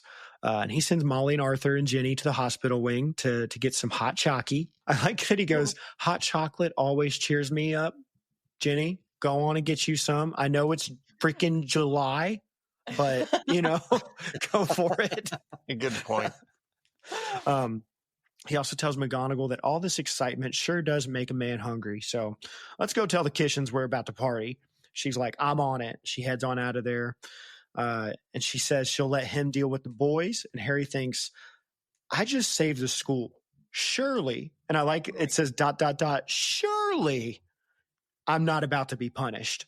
That's just there's no freaking way. Dumbledore has a little cheeky moment, where he's like, didn't I tell y'all if you got in trouble one more time, I was going to have to expel you? Well, it just goes to show you, even us old heads aren't always, know what we're talking about. Oh, shucks, Papa. It kind of does a little Willy Wonka moment, like what Willy Wonka does to Charlie at the end of that movie. Very much. You lose. You get nothing. Yes. I love that. What, et cetera, et cetera, et cetera. Ipso facto. Yeah. There was one part in taking these notes that I wanted to reference that, and I couldn't remember the whole line. So I was like, forget it. Let's keep going. So that's funny. I'm glad you brought it up. So we also get some funny Lockhart stuff. He's still there in the corner of the room. Harry, because Dumbledore says, Lockhart, you've been kind of quiet this whole time. You're usually a little more talkative, a little more braggadocious. And Harry's like, oh yeah, Lockhart's here. And that's when we get the line where he goes, I'm a professor. I must have been awful. I do like the moment where he looks over his shoulder like, me? You talking to me? So true. So Ron and Lockhart, Dumbledore tells Ron to take Lockhart to the hospital wing too. They leave and Dumbledore says, Harry, what you did down in the chamber, being loyal to me and stuff, pretty cool, not gonna lie. Then he and Harry have a really interesting conversation about Harry. I zoomed through these notes because it's like I'm so tired of writing. But they have a really interesting conversation where he talks about Harry's like, Riddle said I was the same as him, that we have a lot of similarities, and he's getting a little bit upset about that. And Dumbledore says why you and Riddle are different, why the hat didn't put you in Slytherin in the first place. He says, it only put me in Gryffindor. I thought this was really cool. It only put me in Gryffindor, said Harry in a defeated voice, because I asked not to go in Slytherin. Exactly, said Dumbledore. And I love that because Harry thinks the only reason I'm not the same is because I chose not to be the same. Other than that, we are the same. And Dumbledore's like, that's the whole point. Yeah, exactly.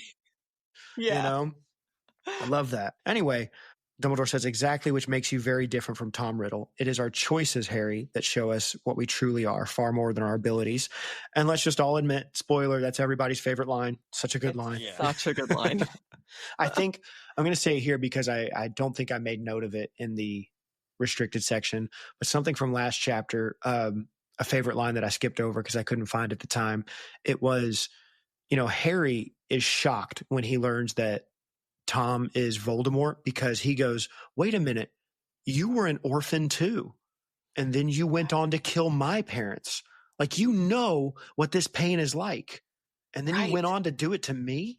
I thought that was a really cool moment. It's a good point. Yeah. But anyway, so Dumbledore picks up the sword and says, quite literally, only a true G could pull this out of the hat. Get it? Because Gryffindor, G. Anyway, cell 5. He goes, because it's Godric Gryffindor's sword. I love all your names that you come up with for Godric Gryffindor. God, I don't even remember. It's like Guilford Gottfried or something like that. Gilbert Gottfried. Yeah. Mm-hmm. Anyway, Dumby tells Harry he should probably eat up and sleep. And Harry's like, don't need to tell me twice. And this must be torture for Harry because right as he's about to get to the door, he's thinking, I'm going to go eat and then I'm going to go to bed and it's going to be great.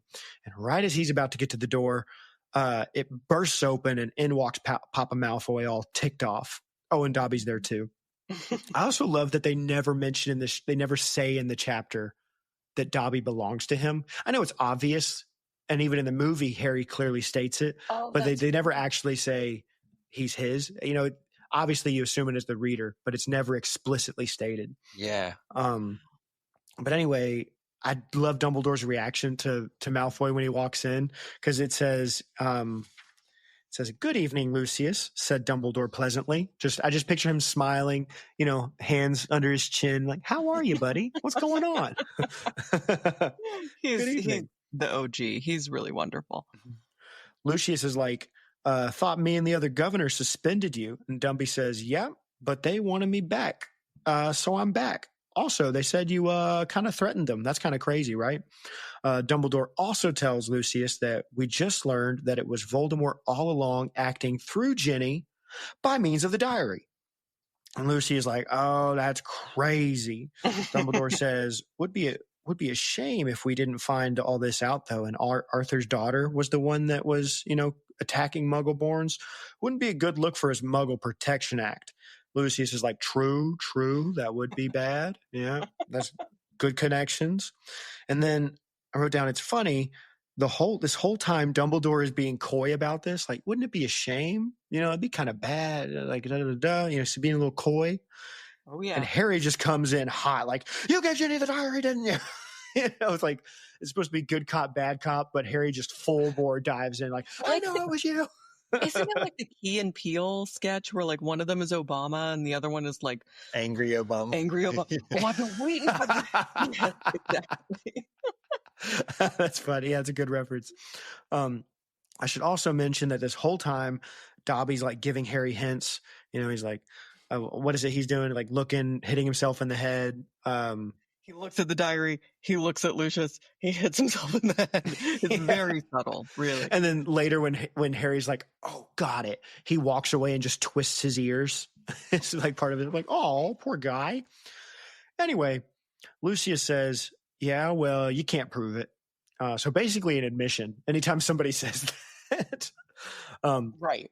Dumbledore says, true, but don't go goofing up again. And then Lucius says, forget this. I'm out. And he takes Dobby with him. Harry asks Dumbledore if he can give the diary back to Malfoy. And Dumbledore says, sure, just don't forget we're about to eat. Like, he's like, hey, supper time. All right, we're about to have some supper. You need to get this going. Right.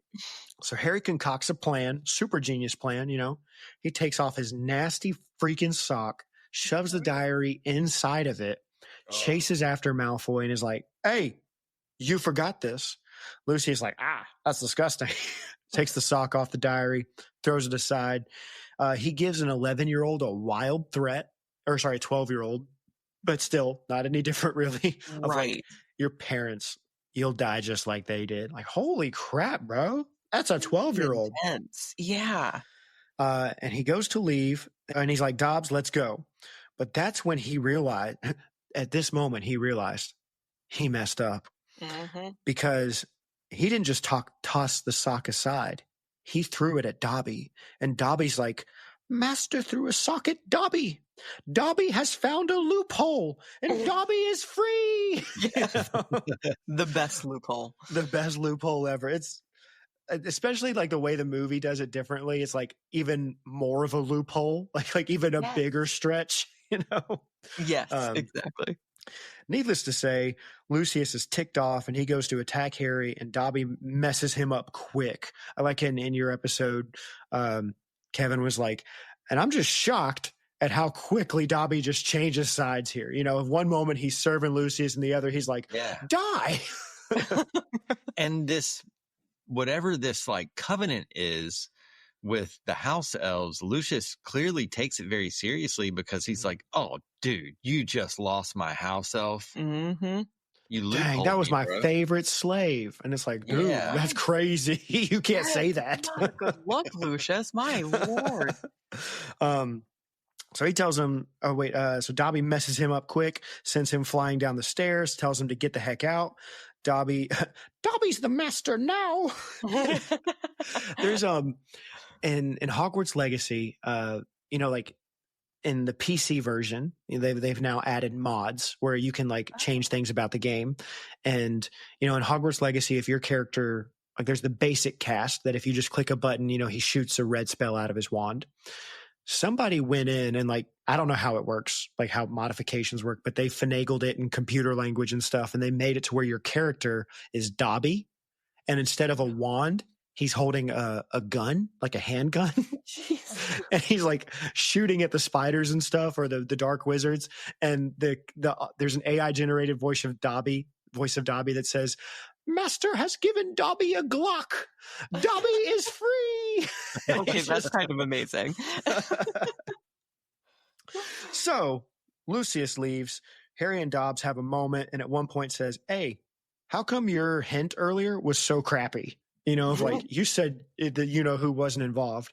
And Dobby's like, how come you couldn't figure it out? It was so obvious that I was talking about you know who. So fair point.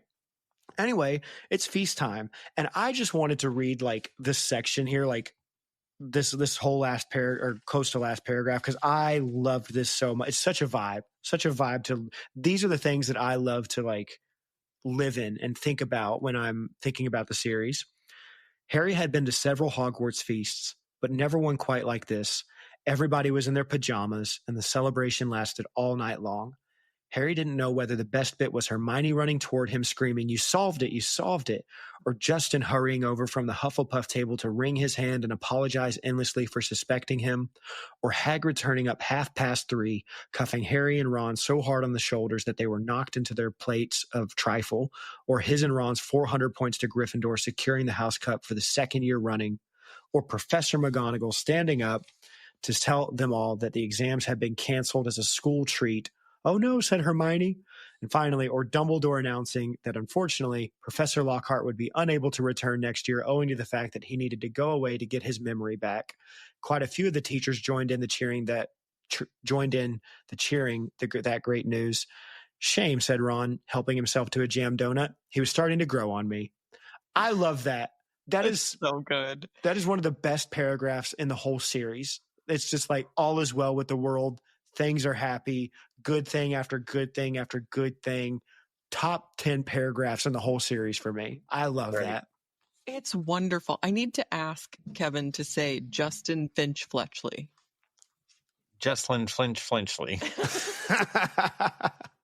So I haven't thought about this since we have covered portions of the book that involve Justin Finch Fletchley. This was a running thing. Justin Flinch. He could not say Justin Finch Fletchley. JFF. JFF, exactly. Keep it simple. That's funny. I like that. So the book fast forwards the last few days, kind of montages it. You know, Lucius got fired. Draco's a sad boy. You know, he's like, oh, none of the Muggle-borns died, and now my dad got sacked. Jenny's happy again, so that's pretty good. They get on the Hogwarts Express. Fred, George, Ginny, Harry, Ron, and Hermione all share a compartment, so it's lit in there, quite literally. You know, they're firing off filibuster fireworks and playing Exploding Snap. We finally get a conclusion to the Percy subplot. Turns out he really was just a red herring. And the truth of the matter is that he's been getting some smooches all year from Penelope Clearwater, sneaking around. All right. I will just say this and not expound at all, but the way it was phrased in your podcast was wand waxing. So anyway, when they get to King's Cross, Harry gives Ron and Hermione his number so they can call him over the summer. He's like, hey, call me, beat me if you want to reach me. And it ends on a weird note. You know, just it ends on a really like kind of a wet fart of a note, this book. It's dark. Yeah. You know, of your aunt and uncle would be proud though, wouldn't they? Said Hermione as they got off the train and joined the crowd when they hear what you did this year. Proud, said Harry. Are you crazy? All those times I could have died and I didn't manage it. They'll be furious. And together they walked back through the gateway of the Muggle world. And it's like, whoa, that's an odd way to end that book. Wish I would die. Yeah. Back to reality, kids. Oh my God. They are the worst, though, the Dursleys, so it tracks. And that's the end of Chamber of Secrets. Yay! Oh, yay! Guys, we did it. That's basically season 2 of the podcast. Really cool to have y'all here for it. But let's hop into our favorite lines. I only have 2, so we probably already said everybody's favorite lines and stuff. You've already said both of mine. Yeah. What were they? The never trust anything that can think for itself if you can't see where it keeps its brain. That was my favorite of this whole chapter. It's so good. Yeah. And then my other one is, of course, it's our choices, Harry, that show what we truly are far more than our abilities. You can't leave that one out. Yeah, it makes me think of okay, this might be a weird reference, but have you guys seen the Pokemon movie? No. The first movie? I bet I would like it. It's a children's movie, but the main antagonist of the movie, he's kind of a misunderstood character who ends up becoming good. Spoiler. But he says, I see now that it's not the circumstances of one's birth, but our choices that define us. It's like, dang, that's a children's movie. And they drop in a line like that. That's a great sentiment. Yeah. Mm-hmm. Good lesson for kids. Definitely. Yeah, I was going to say that's almost like a good message from a youth pastor. Yes. To their congregation. It's like, hey guys, look, it's your choices that make you who you are, you know? Mm-hmm. Hey, makes pretty clear. Everybody's welcome. All right. Don't matter where you are, what you've done, where you come from. Everybody's welcome. Yeah. Oh, I love that. Yeah, I love that. You know, I was listening to, I enjoy listening to this guy named Alex O'Connor. He is he's a YouTuber and he is an agnostic, but I love the way he talks to people who disagree with him. It's really, he's so polite, so kind, and so cordial. And he was interviewing a Christian and this famous apologist, and he says to him, you know, I'm not a Christian, but you know, I can admit there are some things that if God were real, there'd be some things that I expect to be true about the world. And one of them would be that, like, if he were real, and he's like, again, I'm not saying I believe, but if he were real, I would expect that God would meet you where you were at. That'd be like the most fair. You know, God would, you don't have to hear a certain kind of argument. You don't have to amount a certain bit of good deeds or anything. Like you don't have to have a certain brain capacity. It's God meets you where you're at. And he goes, and interestingly enough, that seems to be the case in Christianity. So that's kind of cool. I was like, really nice. I love that. Yeah, that's beautiful. Yeah. But and anyway, the Christian would say to the agnostic, see, he's doing it right now. That's right. That's right. Amen. God is good. Won't he do it?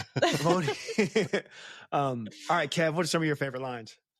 So yeah, those are the 2 lines that I have, but I do think it's interesting that line from Arthur Weasley. What have I always told you? Never trust anything that can think for itself if you can't see where it keeps its brain. That is like a bit of an AI type of thing, but also it kind of shows Arthur Weasley. It makes me think of, are you familiar with Jason Isbell in the 400 unit? No. The band. So they have a song called Last of My Kind. And Arthur is so old school. He loves Muggle stuff. You know, he loves all of these, like the way that Muggle cars and things work. And so I think of Arthur Weasley as kind of like one of these old guys that lives in the country that's like, you'll never see me with no daggum cell phone. I tell you that right now, you know. I just Googled it. It said apparently Shabuzi has just like covered it. So Oh, I don't know who Shabuzi is. oh, I guarantee you've heard that song. Super popular country Really? song. He has that song Tipsy. Everybody at the bar getting tipsy. You know, oh. I don't know if I do. If it hasn't popped up on TikTok for you, then Yeah, I don't know that. Oh, well. I don't know my algorithm. Either has a lot way, of country. kind of cool. Yeah. yeah. But I'll check that out. I'm so happy that you made a song reference because I was like, he does one every single podcast. I need to get a song reference in this one. Always. Always. Yeah. All right. I think I said both of my favorite lines too. You know, the one of Harry saying like, it only put me in Gryffindor because I asked, and he's like sad about it. But then Dumbledore, that's the point. And then the other favorite line, let's see if I said it or not. Oh, it's Dobby. You shall go now, he said fiercely, pointing down at Mr. Malfoy. You shall not touch Harry Potter. You shall go now. Just be like, And he says he points his finger at him. You get out of here. I love that. We don't deserve Dobby. No. And spoiler stuff. I won't say it. Restrictor. Neither did Harry. Anyway. Oh, so that's all my favorite lines. So moving on now to our Transfiguration section. Again, differences that the movies made from the books. So it said, like I already mentioned, Dobby is never like in the book. It's never said that he belonged to Lucius explicitly. And again, made pretty obvious. But in the movie, just in case you didn't catch it, it is that line Daniel Radcliffe says, "The Malfoys are your masters." Right. Just to clear it up. Yes. Mm-hmm. And then probably the biggest difference in this chapter is that everything takes place, like the whole conversation with Dumbledore, is in Dumbledore's office and not in McGonagall's office. And also, like in keeping with that, Arthur and Molly Weasley aren't there. McGonagall's not there. Lockhart's not there. And so when Dumbledore dismisses Ron and says, hey, like in the book, he tells him, hey, can you take Lockhart to the hospital wing? But in the movie, he says, hey, here's a letter for Hagrid's release. Can you send this to send an owl to Azkaban? And then we get the joke later of, you know, owl delivering my release papers got lost. Some ruddy bird named Errol. That's right. Oh my God. I forgot that wasn't in the book. Yeah. And actually, this is probably the biggest difference. It's that, and you pointed this out on your podcast, but in the movie, you know, the diary's a bit bigger and the sock is put in the diary. But in the book, he shoves the diary into his sock. And so that's why Lucius has to pull the sock off of the diary. Gross. And then in the movie, Jason Isaacs, you know, he didn't, and you've probably heard this before, but he didn't know any spell, or he only knew one spell from reading the books. And so when he's about to curse Harry, he actually starts saying Avada Kedavra He's gonna kill him. He's going to say the killing curse on Harry. And that's when Dobby lights him up. I have that on my list of changes. I'm like, Lucius was going to kill Harry in the movie. And the way he said, Avada, like that, it's just so much grizzle in his voice. And then finally, the last one is in the movie, it ends in the Great Hall, you know, where we have that huge clapping segment for Hagrid, which I feel like I've gone through so many opinions about that scene. Like growing up, I was like, what a great movie. And then, you know, as I got a little older, I thought this is kind of cheesy. And then after Robbie Coltrane died, I was like, this is a great movie. Absolutely. 10 out of 10. No notes. It's perfect. Yes. But it's no Hogwarts without you, Hagrid. Oh, I can't. It cuts me deep. Yes. Especially in the reunion when, you know, Robbie says, you know, a few years from now, I'll be gone. But Hagrid won't be. Like, that's so good. Yeah. That's too sad. But in the book, it ends at King's Cross Station, not the Great Hall.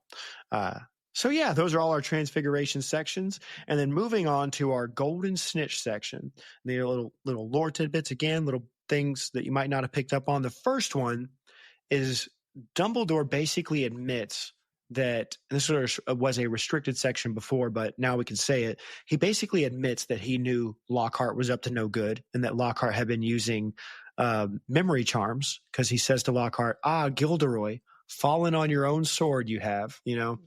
and it's mentioned in a like Pottermore article that Dumbledore suspected this because he knew some of the people that Lockhart took the credit for. And so this was an attempt, one, nobody else to take the job. So, when people criticize Dumbledore for this, I'm like, fair. However, nobody else would take the job. I mean, Right. so there's still no excuse, but there's a little,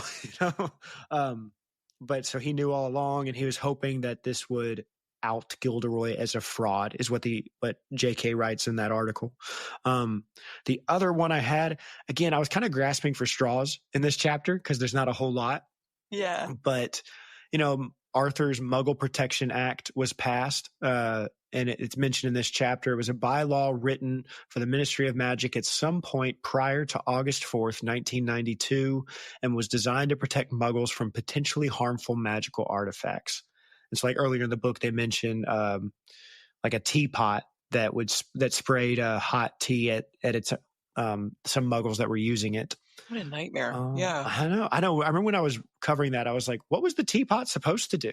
And it said like one of the tongs clamped down on the person's nose. I was like, I don't feel like it was a good idea to begin with. I don't feel like it malfunctioned. I just think this was a bad idea to begin with. Yeah. It's just someone being a jerk. Mm-hmm. And then the last one, it's already been mentioned, but I didn't do a golden snitch about it, so I'll say it here.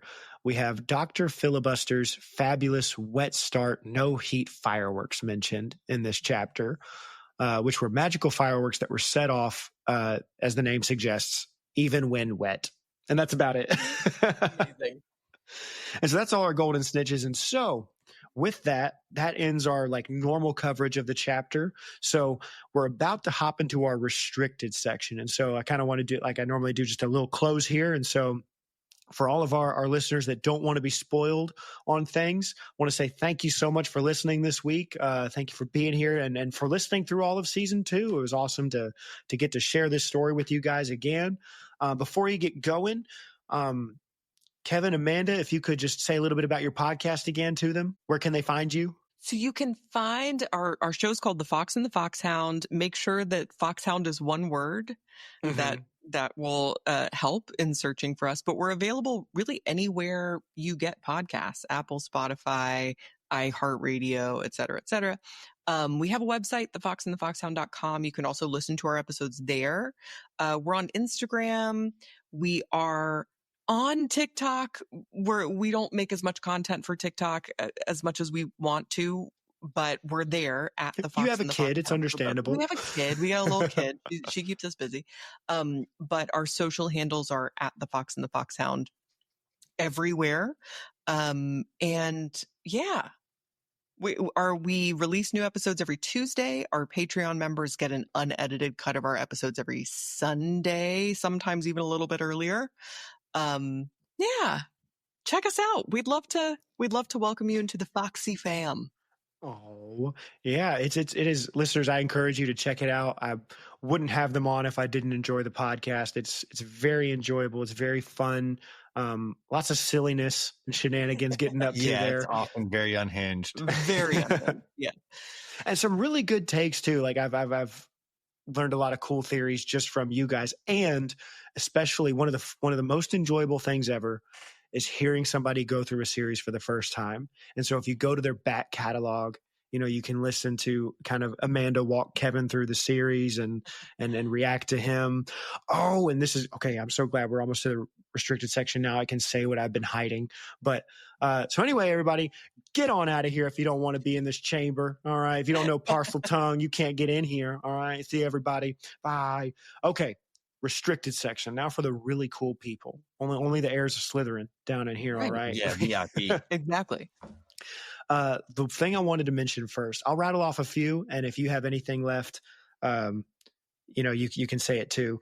But the first one I want to mention, you guys used to have this segment of Professor Kevlani. Oh, yeah. All right. Lonnie's prophecies. Yeah, I forgot about that. And so at the end of your episode on these chapters, Professor Kevlani's take was so good. I was like, oh my gosh, there's no way this guy didn't already know what was going to happen. He said that he predicts that the Malfoys are actually not like as bad as we think, but that there's somebody worse and that they pale in comparison to Voldemort. Like whenever Voldemort actually like arrives in full force, he's like, I bet the Malfoys are going to seem so weak compared to him. And I was like, how did he know? Like so spot on with that prediction. That's funny. I remember that prediction now. Yeah. And he also said, and this is so cool, I think Dumbledore, he's super strong. And I think at some point the Malfoys are going to need his protection. Like verbatim says something almost just like that. The Malfoys are going to need Dumbledore's protection. And, with Malfoy in book 6, Dumbledore says to Malfoy, hey, we can take you in. We can keep you safe. So I thought that was like, dadgum, he's right on the money with this.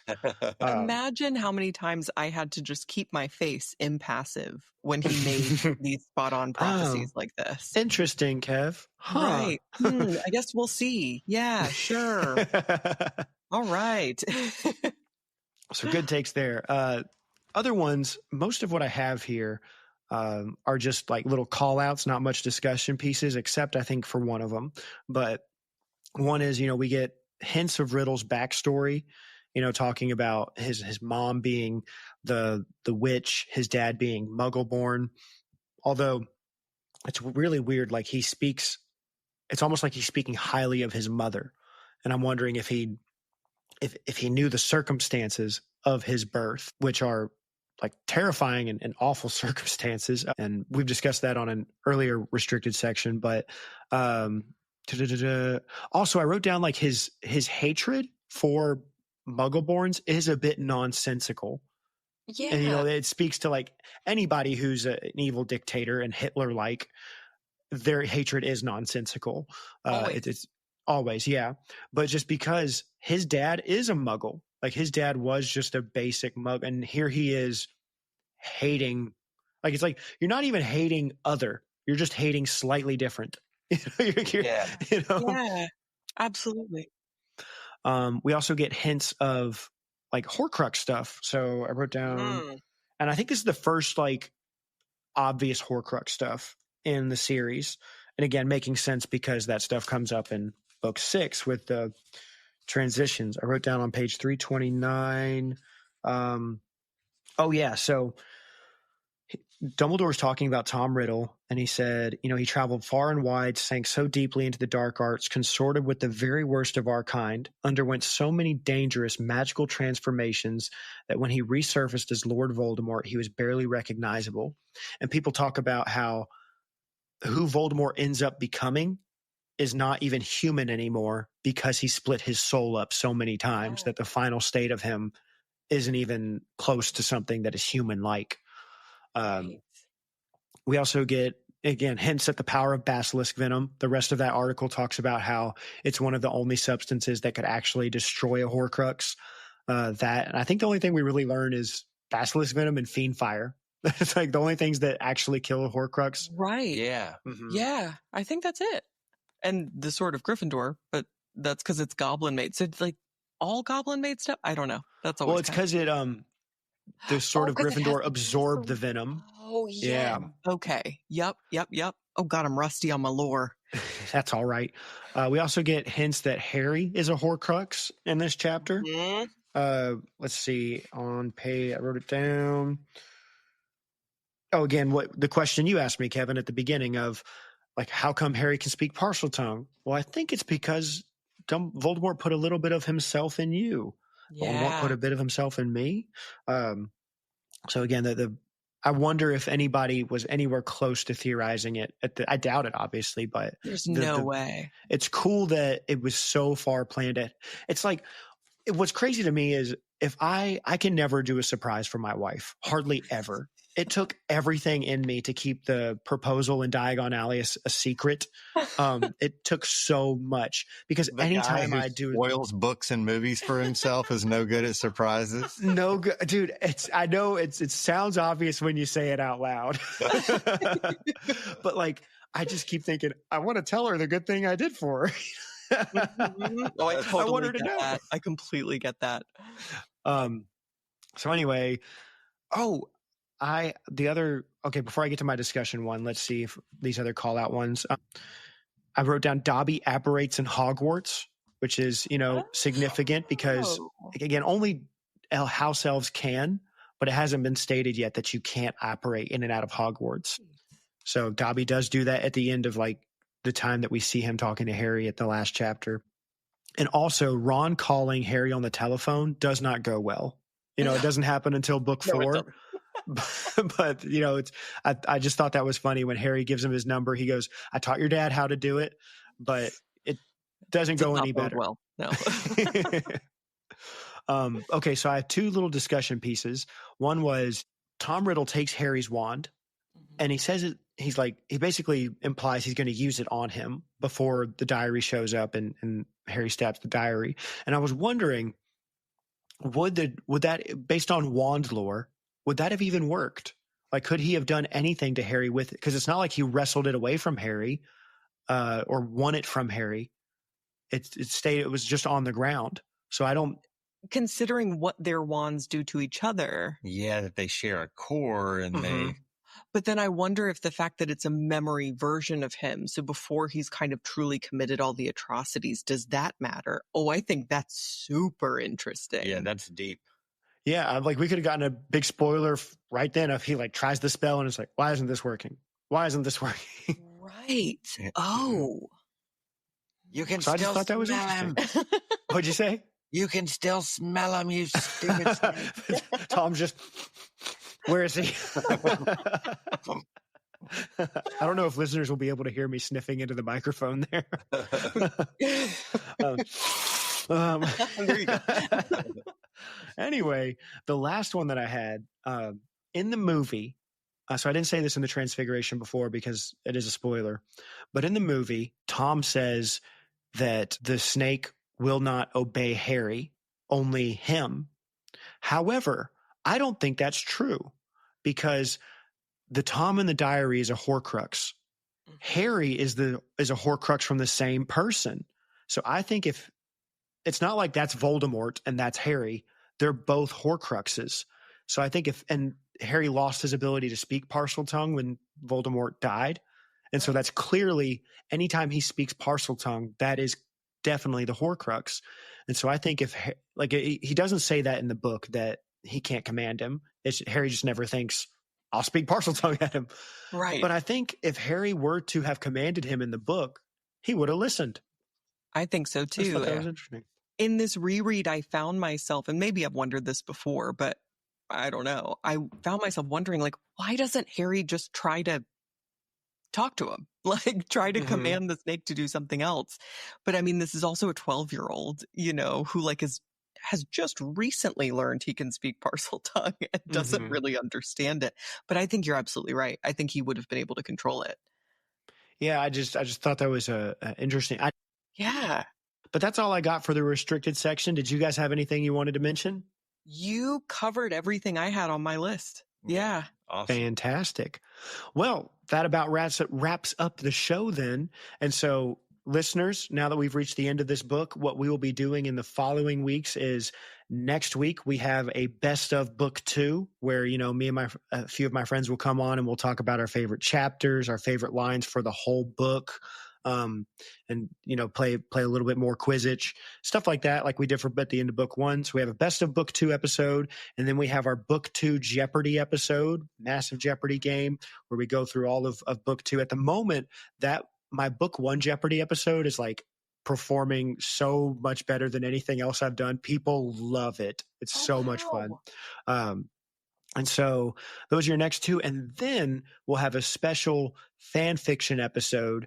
I don't even know what it is yet, but Emily, who listeners know, she sent me a fanfic and she wants to cover it. And I didn't get to have her on for book 2. So her and I will be covering some fan fiction that she sent me. And I'll let you guys know as soon as I look it up what the Future Barry will come in and say what that fan fiction is when this episode finally comes out. But with that being said, Fox and Foxhound, Kevin and Amanda, thank you so much for being on this episode. It was so cool to get to talk to Harry Potter podcasters, get to talk to you two just in general, relive an episode that the last time you did it was your last episode before being a married couple. I thought that was so cool. Crazy. Yeah, that's really neat. And it's like, dang, everything you've done since like the last time you talked about this has been your marriage. It's been everything that's taken place. Yeah. So it's kind of a cool little 6 years this October. Crazy. Congratulations. That's awesome. Thank you. Oh, Thanks for having us, Barry. This was really fun. Really fun. Thank you. Of course. And then thank you for thank you. This was awesome. So listeners, thank you for listening. And we'll see you next week. Goodbye, everybody. Bye. And click. Thank you for listening to Retold. Artwork for this podcast was created by Rachel Ortlip. Music was created by Taylor Jarvis. And the Retold podcast is produced by me. That's right. I made this.